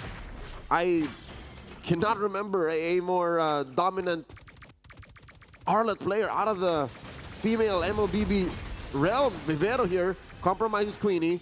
Queenie able to get out of there. Afrina building herself a Hunter Strike. I wonder what the farm is like for Puerto. Both of these junglers actually suffered a loss early on. Yep. Something that we can say is that we've seen a Ling build before, and it's basically going for that crit build with the Hosclaw, the Berserker's Fury, and maybe an endless battle. But usually that is the current build for a Ling, which BOD. I would say the price isn't that expensive, but the endless as well as the BOD is definitely expensive. That's your luxury items. Yep. The turtle will spawn up top, so it's between Cordova as well as Queenie. Whoever does win out that lane just a little bit more will provide their team with a little bit more space. And I feel like for Team Philippines, even though they have a big Throne of Ruin to engage onto Malaysia, they do have to be careful because it looks like some kind of wombo combo between Anis, Aliyah, and Afrina and Farisha just deals way too much damage. That's what made that initial turtle initiation so much more impressive, is the fact that on paper, it should make no sense. On paper, sure, you could get a tech edge, a tech charge. Sure, you can get a final slash, but none of those things combo with each other directly. Yeah. Especially with the kit that Malaysia's cores have. Yes. And also kind of nice. That makes it not honest. Yeah, it could come out of nowhere. Yeah. So now Puerto does have that Berserker Fury. So no sustain, opting for not going for the House Claw first, probably the second item. Team Malaysia might just try to delay here because it does look like Afrina just wants to get some farm. All the while, Queenie is pushing down bottom. So Team Malaysia, the communication here is just to stall them out and let Queenie as well as Afrina absorb the farm. This delay is benefiting Team Malaysia. The slower the game goes, the less Team Philippines can make calls, the better it is for that Yusen Shin, for Afrina, to approach a point of inevitability. Yes, the Ling is very strong when it scales. Yes, it can find you in the back line, but it's so ult reliant. It's so energy reliant. Talk to me at about 22 minutes, people are more afraid of the Yusen Shin. And I feel like one of the answers for this Ling is going to be Farisha on this Arlet. And Arlet is pretty nasty going up against any kind of assassin because the chase is going to be endless. Afrina sees everyone, so she's going to get the turtle, no problem here. Team Malaysia now with about 3,000. And Queenie here also pretty much undisturbed in farm. We haven't seen this on broadcast just yet. We know that the Benedetta is there. And hold on, in one hard engage onto Cordova, gets taken down. Diagon goes in, but even using the flicker, but no one is there to really follow up with that amazing engage. Okay, here comes Amores. And she gets hit with a final slash. Displays canceled. That feathered air strike. No responses coming in from their jungler just yet. A little too busy with Queenie in mid. Afrina with that retribution, helping push in that tier 1 up top. Yeah, Malaysia will be happy getting that turret for themselves. 4,000 gold lead here. El Puerto gets fined by Farisha. Farisha again having an amazing game on his Arlet. Flickers away and looks like using the Vengeance to go in and out. Team Philippines is having a hard time dealing with Farisha on this Arlet. Team Philippines, it seems like the story of this game is as long as El Puerto cannot land, this plane ain't going nowhere. While Afrina taking the time and now finding a position of power, so easy for her to farm up. Aliyah able to dodge through that feathered airstrike. Team Philippines, they're struggling.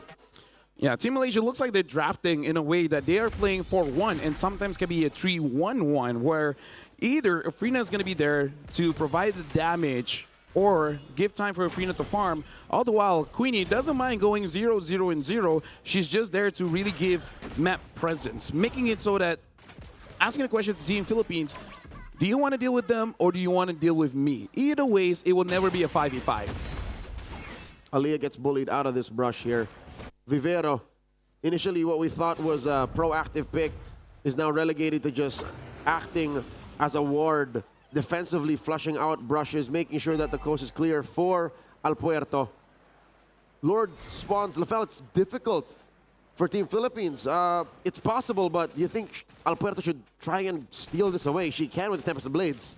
Definitely can. So I feel like for Team Malaysia, they might not risk this. They might try to go for some kills, considering that they do have Afrina here. But, oh wait, Afrina does get a BOD, so I think she does have that damage. And now they force out Diagon, but the engage is actually from Team Philippines. Gets Afrina! El Puerto still survives. Might have been a big mistake by Team Malaysia. 3 members have taken down a Queenie. Able to get one, and now it's all on to Farisha as well as Queenie. Queenie gets a double, and Afrina there tries to fight against Cordova. Queenie has been silent all game long, and now makes the hero play. Cordova has to try to get away. Farisha as well as Queenie now getting a killing spree. 3 kills for Queenie, saving it, making sure that Team Philippines cannot get the Lord. Team Philippines may have overextended, taking too much time, relishing in the short victory that they got there. Shocking Team Malaysia into submission, delaying that Lord take, which was almost surely going over to Afrina. Queenie, from being the hunted to the hunter, she used to just use that sword intent to run away. Eye for an eye. All of Team Philippines is crowd control, but in that moment, she was her. Sitting at 3-0-0, forcing Cordova to respond to that split push down bottom. Team Philippines, they have to work for that moment again. They have to orchestrate a situation like that wherein they shock Afrina into a quick death and then try to split up all these threats coming from all different directions. Right now, the Lord has been started by Team Malaysia, and looks like Queenie does have a bit of damage. She does have at least an endless battle. 10 minutes into this game, Team Philippines, they have been farming out quite well. Farisha has to be careful. Feta S-Strike used. Farisha wants to go back in. They're looking for a target. Afrina finds onto Diagon. Afrina able to dodge the stun, gets a kill onto Diagon. And now without the Feta S-Strike, looks like Team Malaysia will attempt the Lord here. They still have to be careful though. El Puerto, level 13. Oh, it looks like they're going to engage here. It looks like they got Vivero, and then flicker forward. Farisha tries to get onto Vivero. Vivero still able to get away. Amoro's taking quite a bit of damage, but all the while, El Puerto tries to go for a 1v1. Queenie gets Amores. Afrina gets taken down by El Puerto, using this link just to execute onto Afrina. And just like that, with Afrina off the map, no retribution, Team Philippines delay the inevitable once again. Stop Team Malaysia from securing a Lord. All but 100% for them. The fact that there's a Ling in their midst makes them think twice. Team Philippines threading the needle. They are literally living on the edge. They force out Diagon just to move away. Team Malaysia is going to try to steal away this purple. Looks like El Puerto still able to secure it. Diagon taking quite a bit of damage.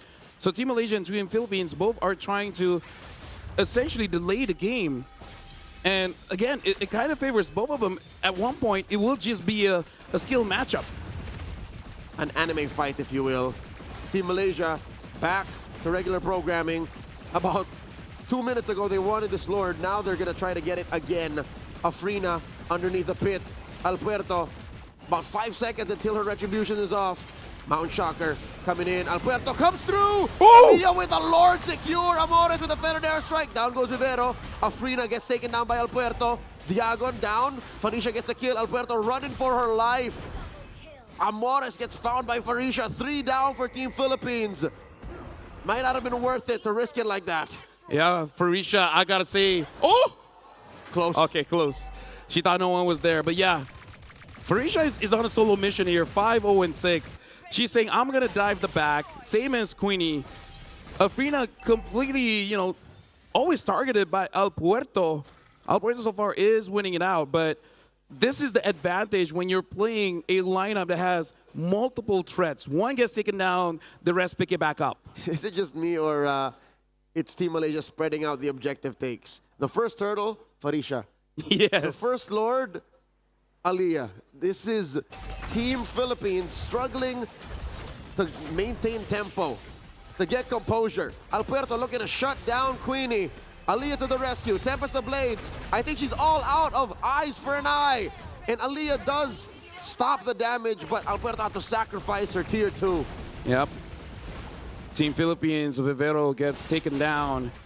And again, like, as of right now, El Puerto also kind of like a solo mission. Same with Farisha, finding anyone that's isolated, try to get a kill. And Queenie, I feel like she thought she could outplay that. But again, we haven't seen a Ling for a while, but we still have to remember, Ling is pretty strong in a 1v1. Only certain matchups can really win against that one.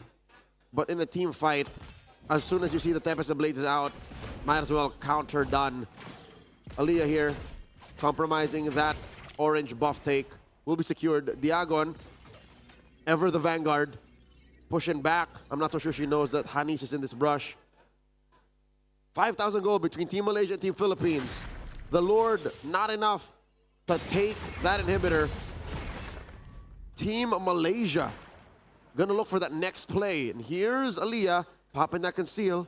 El Puerto in that brush, dashes on out. That is the tech charge, still hold L4. Rampaging Sandstorm. Just a scrum. Yeah, forced out a few things, but looks like Aliyah did not find an angle for a good tech charge. And even if she does, everyone was kind of far away and a bit spread out that the follow-up was not going to be fast enough. The turtle is going to come up here. And I feel like it's kind of weird, but for both teams, they really don't have an advantage because even though Malaysia, yes, has secured, but it's off of Aliyah and off of Farisha. Both junglers are having quite a bit of trouble with both picks here to really secure that Lord. So I feel like for both teams, if at all possible, they don't want to go for a 50-50. They want to make sure that it's well secured. Go for the team fight first. True conversion. Afrina securing herself a Malefic Roar. So the already easy job of taking down Diagon, Vivero, and Cordova will be even made faster. Diagon, looking for an engage, has all of the tools to get a huge combo wombo. And this is difficult. Queenie is forcing Alberto to respond. Alberto has to jet it over to this Lord Pit if she wants to partake. I feel like for Afrina, one item that we got to look out for is going to be that Wind of Nature, because I feel like the Wind of Nature might be the only item that can really save her against El Puerto. Use that. Oh, hold on. The Lord is dangerously low. El Puerto, she might come there. Oh, Diagon didn't hit onto that. Hanis might have got taken. Diagon gets taken down by Afrina. All the while, El Puerto is on the Lord. Team Philippines focus on the Lord, but Team Malaysia, they want to go for the fight. Temples of Blade use. It looks like Team Philippines disengage. Team Malaysia, Queenie tries to get onto Cordova, gets away with the bravest fighter, but looks like someone got caught, and that one was Amores. And Team Malaysia should be able to deal with the Lord here. On paper, Lafel, I'm going to ask you, 1 for the Lord, worth it, but 2 for the Lord. That's basically what Team Philippines paid to be able to secure this major objective. I would say not worth it because, again, we're going up on 60 minutes here. At 20, those kills are going to be much more crucial. El Puerto, found out by Farisha. El Puerto still gets the purple, despite her retribution is a bit early. Folks, the reason why this is such a tense moment, especially that one, was if a lane does not have its purple, it is literally half as efficient. She is so purple reliant that if somehow Farisha took that away, basically Team Philippines will refuse to fight. She's so purple reliant, that's her choice of color for clothes. And hair.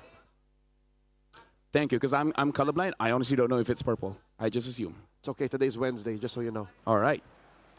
Well, Team Philippines, they're trying to set up for Queenie here. I wonder if Queenie knows. She does know El Puerto is there, so El Puerto is trying to force it out. Amores has to get away, is not confident to get that one. Vivero try to go in. Fed airstrike already used.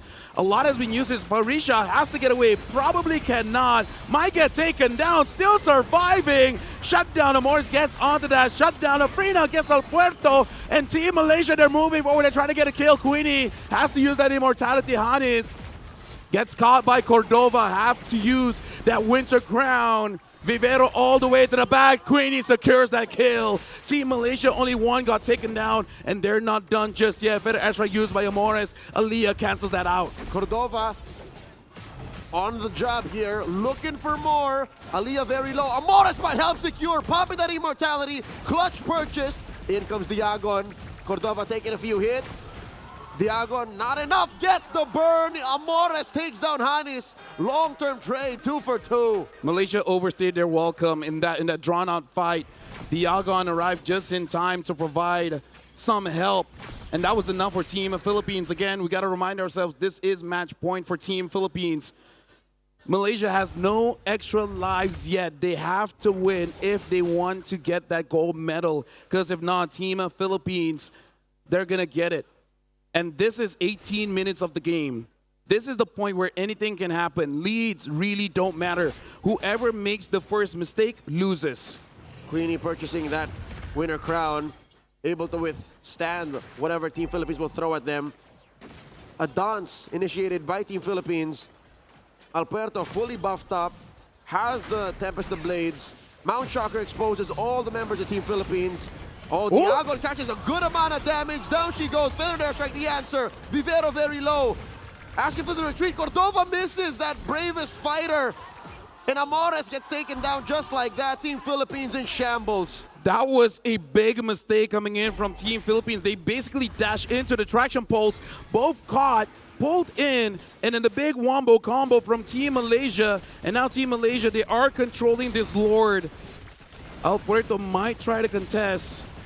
Looks like it's going to be too late here. Team Malaysia secures the Lord. Team Philippines have to accept the fact that all they're going to do is defend inside their base with their inhibitors. Lord spawning at 1945. The lead is the biggest it's ever been all game long. 7,500 gold. Fortunately, Team Philippines has a Farsa. So the clapback could be lethal. If Team Malaysia doesn't play this right, they could be wiped out. But that's far from the truth of, if you're watching this game, you'll see how clean they play. You'll know how well they protect Afrina and how Farisha is still just an unstoppable monster on this Arlot. It's possible considering the fact that we did see Diagon and Vivero go for an engage, but get caught by that traction pole. So Team Malaysia, the same way, might actually jump in and then get caught by, hold on, Queenie 1v1 against El Puerto, able to get out of there. They got to be careful where if Diagon gets a 5-woman Throne of Ruin, that could be over for Team Malaysia. Aliyah investing a little bit more in physical defense. Antiqueras should slow down El Puerto's burst. Feathered airstrike coming in. Amores taking care of the waves. The turret will fall. And Cordova coming in with the bravest fighter. Oh, Hanis. Not much of an engage. Hanis Low roll. Hanis is all alone there. It was a good thing that El Puerto did not find her. Could have been taken down. The Kimi is necessary for Team Malaysia to potentially end the game. And Team Malaysia, they're taking this very carefully. They understand the threat of an engage from Diagon and a Vivero. They're not gonna give the opportunity for Team Philippines to take a fight against them. Aliyah is so good at checking range and at ensuring that these key pieces for the combo to go off aren't in range and aren't in the vicinity. That's why this works. That's why Diagon and Vivero have died so much, is because I think Aliyah is making the right calls. And of course, Farisha is so good at punishing. Almost 10,000 gold between these two. And finally, the purple gets taken away from El Puerto. This is the position Malaysia wants to be in. They want to starve that Ling. Aliyah as the shot caller, this time clearly locked in 0, 2, and 16. Has to make all the right calls, because one bad call can be the end game here. The Lord will spawn in 5 seconds. Queenie might go for the other wave. Got to be careful. Aliyah providing as much vision as she can so that Queenie can make a good decision whether she should stay or not. Looks like El Puerto is onto her. El Puerto doing quite a lot of damage, going all in onto Queenie. Queenie tries to escape, but look at the Lord. The Lord is being contested here. Dodging Diagon. Afrina is there. Cordova jumps in, and now Traction Pulse gets off the Diagon. Afrina is dodging everything. All the while, Team Malaysia, they're kiting it out. Look at the Lord. The Lord gets secured by El Puerto, but El Puerto gets taken down. Afrina gets the kill. Team of Philippines has to disengage with the Lord. They should try to defend this one. Team Philippines making themselves scarce. Delta split throughout the map. Vivero falls, and left to defend is Diagon, Amores, and Cordova. Diagon almost got her exit closed off by Afrina. This might be too much. There might be too much minions to defend. There's the Blazing Duet. Rather, the Alecto final blow taking us. It happened in the blink of an eye. And with that, ladies and gentlemen, we are going all 7 games. Now this is a true best of 7. One more between Malaysia and Philippines. This gold medal is gonna be worth it, because you know that the ladies here are fighting tooth and nail.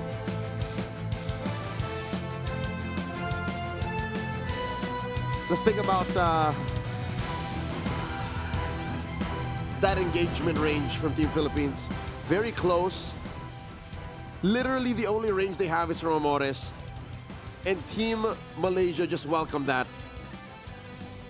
They couldn't find the Afrina. The only one who could really find the Afrina was El Puerto. You think there's a little comms diff between Cordova and Diagon? Perhaps. But the fact that Aliyah as well as Farisha able to secure objectives each, the Turtle as well as the Lord, really helped out Malaysia there, because if all of those objectives went over to Team Philippines, the game might have looked different. But we did say Team Malaysia has to bring out their very best draft and overload in damage. Overload in too many problems that Team Philippines found it difficult to solve. And for either Philippines or Malaysia, this win is going to be sweet, because they gave it their very all. And here's the thing, folks watching back at home, watching this game, I can imagine the amount of I don't know, man. Stress watching is like, the games are close. It's close, and it's gone the distance. Again, this was what, 20-something minutes? Both these teams are leaving it all out on the line. No holds barred. My question is, will there be another swap? Will Cordova stay for game number 7? This is And what kind of draft will we see? well, as much as we say Team Malaysia brought out their very best draft, the same has to be said for Team Philippines. This is just one more game. Even I don't know how this will turn out. This is quite a lot. And the MVP again is Parisha on the Arlet. Two-time Arlet MVP. But you cannot, I don't know, man. The moment they tried to ban out this Arlet, especially in first phase, one of the heroes for Afrina might let through. So I don't know if Team Malaysia will try to pick up the Arlet in the first 3 just to make sure that she secures it. But either way, 22 minutes and 44 seconds. Team Philippines has never banned the Arlet. In this whole 6-game series, now counting the 7, they've never banned the Arlet. The only times it never comes out is when they... There was once. But actually, that was from Team Malaysia. Malaysia was the one that banned the Arlet, yeah. Exactly. Team Philippines has never done that. The only time it doesn't come through is when they force her on something else. Or the one time it lost was when Team Philippines was overloading on damage. Kimmy, CC, Esmeralda, Nolan, that lineup. So what if we just see a game where everyone just build as much damage as they can? I think that seems to be the story. That seems to be what's needed. But in all fairness, Team Philippines had a decent amount of damage here. It's just maybe they skewed a little more to crowd control. And when you can't get the crowd control, much like how the Rampaging Sandstorm, the Throne of Ruin just couldn't land, then this is the situation you end up with. Ladies and gentlemen, I feel like the players need a break. Me and Leo, we need a break because we're going to game 7. But when we return, it will officially be the final game. And we get to see who goes back with the goal. Would it be Team Malaysia or Team Philippines? We'll see you guys right after the break.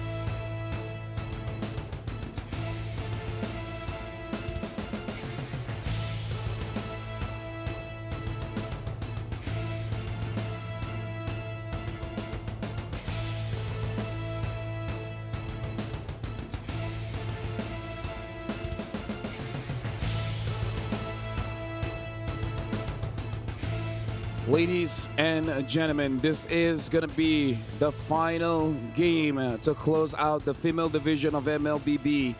Because right now the scores are tied 3-3. One more gets the gold. At this point, I'm pretty sure everyone watching just wants the game to get started because, I don't know, man, I feel like everyone at home is restless at this point. I can only imagine how restless they are given that the fans of Team Philippines and Team Malaysia have stuck around here with us at the Sala Frakiao Hall in Chulalongkorn University. Again, we spent a week here, and of all the times, I'll tell you now, I don't know if this is true or if it's just me, I think the temperature just dropped. Yeah. I think it's just really cold. Is that the tension in the air for this gold medal match? Honestly, it is the tension, man, because I walk past them and it's a mix of emotions. But let me just say, for the crowd at home, if you're a sporting team, a Philippines team, a Malaysia, no matter what, you should feel proud of the performance being showcased here today. Because of anything, you can say that they brought heart and spirit into this best of 7. This is gonna be everything that they had. After this game, I'm pretty sure they're gonna be too tired because they have nothing else left in the tank. The final map of the day is gonna be Dangerous Grass. Dangerous Grass is where we started this series, and it's where it's going to end. At this point, there are no hard truths. There are no picks that are bad, because even the Salina was made work by Team Philippines. Even the Yisan Shin, who often is the first pick, right? But oddly enough, today in both gold medal matches was avoided like the plague by our teams. So now going into this final draft, Team Philippines will continue to attack Afrina. They will still take out the Joy. They will still take out the Hayabusa. Lafel, do you think they'll do what they did in game 2? Game 3? Yeah, about the middle of the series, wherein they ban one mage, like a Zushin or an Eve, and they take the Lance or something. I feel like the last ban of Malaysia here is really gonna tell, because I think even they have discussed whether are they comfortable for this final game to let go of the Lance in order to secure something else here, because by hook or by crook, oh, this is a change. They're banning out the Yisan Shin. So really respecting Team Malaysia here, and the Lance finally lets through. Esmeralda gets banned, and that was a fast ban. Team Malaysia, they've discussed it, and they basically said, yep, we're gonna let it go. They're gonna fight it. Lancelot first pick for Team Philippines. So Team Malaysia has about, what, an 80% chance to play the Fredrin. Yep. Kimi, as well as the CC, has been picked up. Both the Grok as well as the Gatot is open. The Eve and the Zushin too. I wonder what is going to be the pick here for Team Philippines. At least looking at the, the side of Team Malaysia, the coach is making sure that they're not too tense. The coach is making sure that they're still having fun. But here you can feel the tension of Team Philippines. They're really locked in for this one. It's all business. I feel the weight, the pressure on them. There's the Eve, and their propensity to pick Uranus still coming around this late in the series. Literally in the twilight of this best of 7. The Uranus, still one of the heroes that they prove they love. Yep. And again, it shows both teams, whatever is the best hero you got, pick it up, and we'll see how the game goes. So this is like, strategy is still there. You want to counter pick, but at the same time, you just don't want any regrets in this gold medal match. Is it Fred or bust? Oh, looks like a pause has been requested here by Team Malaysia. Probably having some problems with the pick. If the Fred doesn't get picked here, then all right, it's gonna get banned out. So we see it now. Although I do have to say, with Team Philippines having the Lance as well as the Uranus, they have a lot of dive going over to Team Malaysia. So either Team Malaysia goes for double fighter where everyone can protect themselves except for that Kimmy. And basically everyone just tries to protect the Kimmy or give Queenie a hero like Granger, Harif. Actually, you know what? Maybe even just give her the Benedetta again. Because the Benedetta, it was full build in terms of damage. Maybe it's just about, you know what? This is your best hero. Let's just try it out. I can see that. Her Benedetta was such a menace that needed to be addressed in game number 6. The Philippines was literally sending their core, the only hero that could find her and catch her reliably, the Ling. All right, the draft resumes. Bans first. Team Malaysia taking out a hero. They can attack the gold lane because they'll be first dibs. I gotta say, Philippines will ban that Arlet. They might even ban the Alice. So what's next that Farisha is going to use? The Lapo will be open, but again, her best hero so far is that Arlet. They might even have to pivot and give the Arlet, give the CC to Farisha. Yeah, maybe. It's right there. Yeah, maybe. So what is going to be the ban here for Team Malaysia? Because in terms of the roam, the Gatot as well as the Grok is still open, and they understand the comforts of Cordova batting out that Granger. The next ban for Team Philippines, I'm looking at the EXP because Farisha is having an MVP performance here in the gold medal match. She deserves the ban. The Granger taken out. Team Malaysia looking over at Team Philippines saying, we know Cordova likes marksmen. Let's take that out of the picture. We're expecting this to be Yu Zhong and an Arlet. Instead, they're taking out roam options. Aliyah not gonna be able to use the high loss in this one. Gatot is still there too. Yeah, that's the thing. Out of Gatot and Grok, I thought either would be banned here, but I can see the idea of a revitalized hero like the high loss alongside with the Fredrin will be too much for Team Philippines to really stop. The X-Borg gets taken out. So what is going to be the final ban here for Team Philippines? And also Team Malaysia, they can actually go for that Harif. X-Borg is not there, Granger is not there, Esmeralda is not there. No room for a Phobius. And even if just not enough damage, you just have to rely on Eve as your long-range damage dealer. And we already know what Team Philippines looks like when there's only one solid source of damage. Just too fragile of a lineup. One more ban. They don't split any hairs here. They're going all in on taking Aliyah out of the picture, taking out that Gatot Kacha. And again, it really is just to make sure that the revitalized hero is not there. So Team Malaysia, they have an option here. Harif or Arlet, both are amazing picks. Both does do a lot of damage, but instead they go for the Grok first, not giving it over to Team Philippines. And not letting Team Philippines know exactly where the CC is going. So they'll keep that a secret up until Team Philippines makes their bed and lays in it, finishing the draft. Pick 4 and 5. Team Philippines need a gold laner and a roamer. Vivero's been committed to playing that Khalid throughout the series, so maybe another Khalid. Boxy and Hilda is no longer there. Same as Gatot and the high loss. The Ruby is up, but the Ruby does not want to face up against the draft like Team Malaysia, so they go for the Khalid as well as the Harif. So it looks like both teams are able to get their comforts here. They got the draft that they roughly want.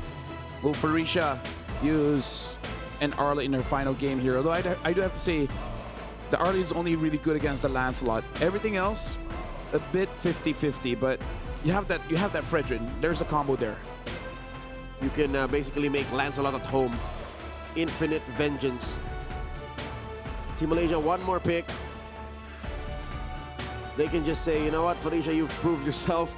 If you want the Arlet, let's pick it. There it is. Her signature, her multi-time MVP coming through. They'll see what sticks. Again, the way she plays this, the Arlet acts as a secondary core. So the lack of damage isn't really a problem. There's the Kimmy, there's the CC, and it's all up to Afrina and Aliyah to hold the front line. This is the kind of draft worthy of a game of 7 for Team Malaysia as well as Team Philippines. They got all the picks that they have known for, picks that really have won them multiple games all throughout the SEA Games. We went from a best of 7 to a best of 1. One more game separating Malaysia and Team Philippines between gold and a silver. Ladies and gentlemen, make sure you cheer for both teams because this is going to be the final one for the female division here in the SEA Games. No turning back. We've gone all the way. Dangerous grass is where we started. Dangerous grass is where we'll end. Looking at the rotations here, Team Philippines, similar to their aggression in game number 6, with that kind of lineup. In game number 5, they go ahead and push back Aliyah and Hanis. Afrina still able to secure her purple. Vivero tries to move forward, but Aliyah stops that. And now the contest for the Little Wanderer. Alpuerto on this Lancelot should have a pretty big advantage and able to secure it for herself. So small wins for now, but it will add up, especially later on in the turtle fight. Aliyah gets a lot of damage on her. Vivero keeping up the pressure. Passive pop on that Khalid. The XP lane. I think this is the best we can expect from Team Philippines. Given that Farisha is a known monster on this Arlot, if at least Diagon can keep her honest, at least we can expect that only team fights will really change the pace of that lane matchup. We can see down the goal lane, Cordova is trying to freeze the wave, making it so that Queenie will have a difficult time securing the last hits. And all the while, the EXP again is just trading upon trading upon trading. Queenie looks like able to secure her minion so far. Aliyah now with the rapid boots should be able to move around the map very, very fast. The turtle is about to spawn. It looks like for both Afrina as well as Alpuerto has level 4. Looking at draft, it could be even, but all throughout this best of 7, a big team fight win can really skew the favor to either team. I don't know the exact stats on turtles, but usually whoever starts with the momentum goes through the game with a much smoother pace, progressing towards a winning image. Team Philippines already has their mid laners level 4. Traction pulse thrown out. Diagon flickers through. Turtle gets soft reset. Alpuerto, Phantom Execution out. Farisha able to pressure Alpuerto out of that pit. Afrina gonna secure real world manipulation. Still it's Vivero who falls. Aliyah pulling back, making the rest of Team Malaysia safe on the exit. That was all for them. Farisha is doing an amazing job, but look at this. Team Malaysia, they're continuing through. They force out Alpuerto out of the jungle, slowing down her farm. Afrina is taking it away. And now Aliyah is trying to push Vivero back. Afrina goes back in. Now, they might want to go for a kill here onto Vivero. 4 members of Team Malaysia tries to stop her. Hani is trying to get a kill. But it looks like Team Malaysia, they will just opt to get this orange buff. Oh no. Team Philippines, Amores and Vivero know that Alpuerto's buff got stolen away. There's nothing she can do about that. So it's clear. In the jungle, in mid, and in the EXP lane, Team Malaysia are calling the shots. How about the gold lane? Is this something that Team Philippines can look at and say, maybe we can make this work? Eventually, yes. This Harif is very, very strong. But you do have to be careful of Farisha there. You got to time your Purify the moment you see the final slash, which is going to be very difficult in a big team fight where a lot of explosions is happening. But yeah, Team Malaysia, they have an early lead, but they're not overextending too much. They understand what a big mistake can look like, and they don't want to risk it.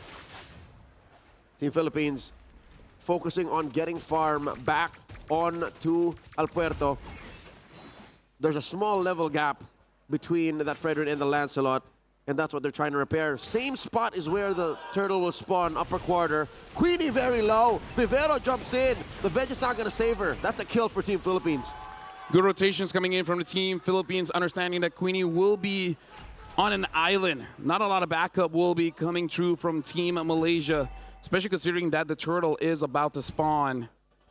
So now the last time we did this dance, with this tango, Farisha was all over Alpuerto. Probably going to do the same. I wonder how Team Philippines will respond this time against Farisha. Diagon looking to put stacks onto the front line of Team Malaysia. Real world manipulation starting it up. Farisha not letting it go. Inside the pit, El Puerto holds on.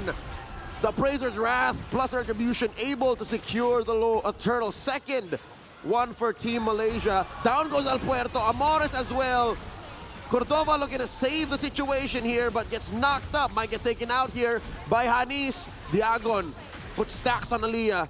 That's a 1-for-3 trade, but a consolation prize for Team Philippines. Farisha again having an MVP performance, pushing out Team Philippines, and now Malaysia. Afrina on this Fredrin will try to secure this purple buff. And it looks like is able to without that retribution. Ani is gonna get 3 minions here up top. All the while, Farisha is gonna clear mid. The turtle score is similar to the steel score of Team Malaysia. 2 buffs taken away from El Puerto. 1 purple, 1 orange, and not a single major objective over for Team Philippines. 2,000 gold under 6 minutes, that's huge. That is huge, and another big one is that El Puerto is level 7, and Afrina is level 8, a rare sight. Considering in this current meta, before, sure, you can think of the Fredrin always pressuring out the jungle, making it so that it's difficult for any assassins to really farm up, but after a few changes, the assassins has that advantage back, but not now. Afrina is level 9 to El Puerto's level 8. Cordova gets caught by the traction pulse, and now Queenie as well as Hans putting on the pressure, a lot of damage, but Cordova is able to get out. The hold on, looks like Vivero gets onto 2, tries to get a kill onto Anis, but look at that tech charge from Aliyah, making it so they're able to get 1, but El Puerto secures Hanis, so still Team Philippines got what they want. 1 for 1. And if you'll consider, that's a winning trade for Team Philippines, but the damage has already been done. Team Malaysia are taking permanent objectives from the map. Cordova drops the Zaman Force to stop Afrina from pushing on forward. I think there is still time. That Zaman Force should not come off of cooldown once a turtle spawns. Lower quarter, the final one. The turtle has been started by Team Malaysia with 2,000 gold lead here. Diagon is moving forward, trying to get the Ionic Edge onto the majority of Team Malaysia. El Puerto is there. A contest is possible, but looks like Afrina is going to secure it. El Puerto goes for the safe engage. Farisha 1v3 flickers out. Final slash. Vengeance is in. Tries to get a kill before she gets taken down, but unable to. Farisha is out. And now Team Malaysia tries to get the mid as well as the orange buff here. Aliyah just trying to slow things down. Team Malaysia, though, still secures that mid turret. That's literally 3v1. And Farisha makes Team Philippines work for that gank. Still keeping it close, about 2,000 gold. Team Philippines are able to score a little bit on the map, but the same story continues. We write another chapter in Team Malaysia's dominance going into the mid game. They're keeping this lead, and Afrina seems to be unstoppable. Afrina, as much as we like to think she is an assassin main, she's grown to flourish in the situation that Team Philippines put her in. And now Queenie is just trying to push out, making sure that Cordova doesn't have free farm here. Same up top, but engaged down bottom. Final slash hits onto Vivero. Queenie still dealing damage against Cordova, even though it's inside that Zaman Force. Vivero tries to flicker away. The damage is not enough yet. Team Malaysia secures the next kill. Team Malaysia's lineup is just way too sustainable.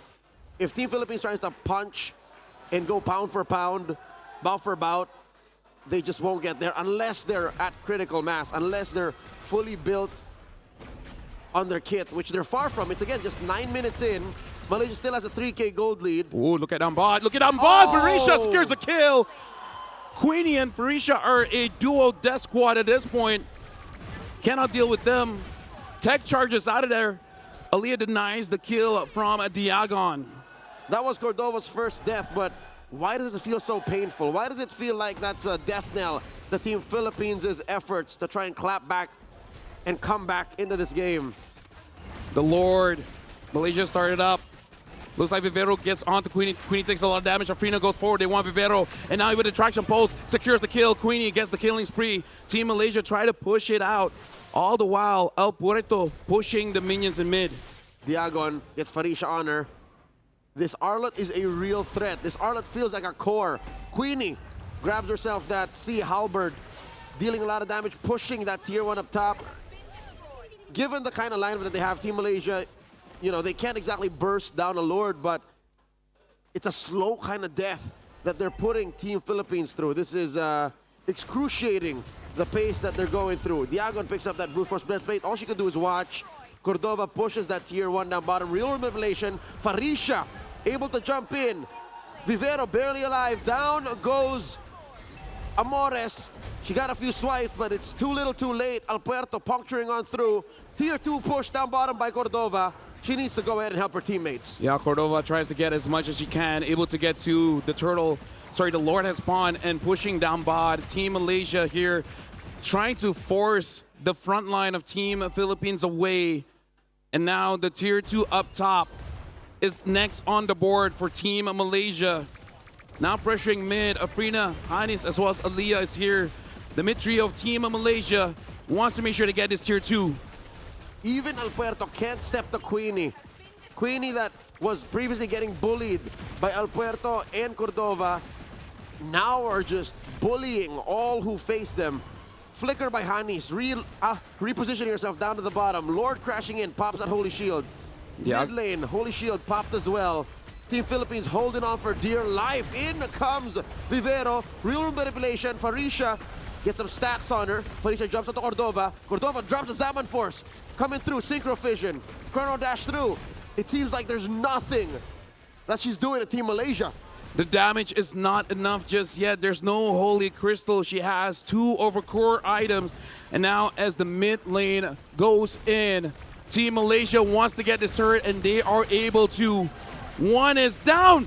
Final slash history! Alfreda goes in. Now Team Malaysia, they're pushing Team Philippines away. Good final slash. But looks like the Appraiser's Wrath does not hit the target. Team Philippines have another chance to defend. Mid lane inhibitor has fallen. Permanent damage through mid. So they have their side lanes to rely on. Fortunately, mid lane is one of the easier lanes to defend. But looking at their lineup, that's easier said than done. They have to manually punch every single minion and run through the jungle with the fear of a random CC or an Arlot hiding in the brushes. This is a tough spot to be in for Team Philippines. Amores does have that Divine Glaive. Next item might be that Wishing Lantern. Team Malaysia, they might want to just wait for this Lord, because to punch in against an Eve, you might need just a little bit more help. But the more time you give to Team Philippines, the threat of the Holy Crystal from the Harif is going to be there. So Team Malaysia, they're just weighing in their options. I wonder how far we are from that. If it'll come in within the next 20 seconds. If that'll be in contestation range for Team Philippines. They sent Queenie over to threaten that split lane, the long lane, before the dance begins. Cordova will get her Purify off. Alpuerto still dreaming of even tasting her purple. Team Philippines down by 6,000 gold. They feel like worlds apart. The Lord has been started up, and Alpuerto wants to contest this, but Farisha is hunting her down. Lord being pulled. Aliyah now has the leash on it. Team Philippines, look at Vivero and Diagon. They're looking for an angle.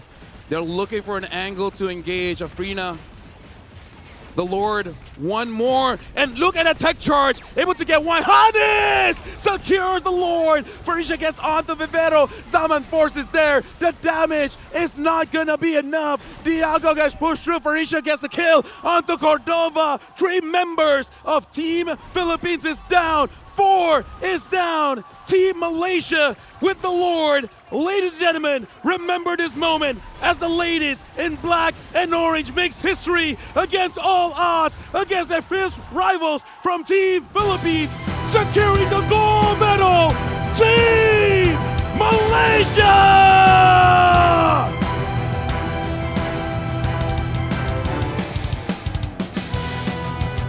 Team Malaysia, with the strength of heart, discipline, and belief, after 7 grueling games, finally, the last time was bronze. This time, they got the gold. Ladies and gentlemen, What a moment for these young ladies. Team Malaysia stand tall on top of the world, showing sportsmanship over to their opponents in Team Philippines, who will be bagging the silver medal here tonight. Back-to-back best of sevens, two nations sharing the peak of MLBB esports. This is making history for Malaysia here. The ladies MLBB division. For MLBB able to bring back the gold back to Malaysia. I'm pretty sure the Malaysians watching back at home will be proud, because we know this was not an easy bout. All 7 games, trading blow for blow. But again, congratulations to Team of Philippines. You can sense how hard they had to fight for that one. Truth be told, going into this best of 7, I think it was Team Philippines favored. Everyone is looking at this matchup saying, Team Philippines have been a team for a majority of what, 3 years now? And it's still them standing on that stage, them playing with each other, believing that they could take home the gold. But Team Malaysia from out of nowhere with their comfort picks, with their aggressive play style, and their consistent attacks and barrages on the soft and weak spots that Team Philippines play, gets them the honor of taking home gold here tonight. Congratulations, not just the players, but the coaching staff as well as the management team, because every single one sacrificed a lot to make sure these ladies have what is needed. And we see even the men's division showing support for the ladies up on stage. Oh yes, in their sisters they find redemption. But silver is nothing to be ashamed of. Even the men fought with heart, and they both stand tall, sharing in this victory.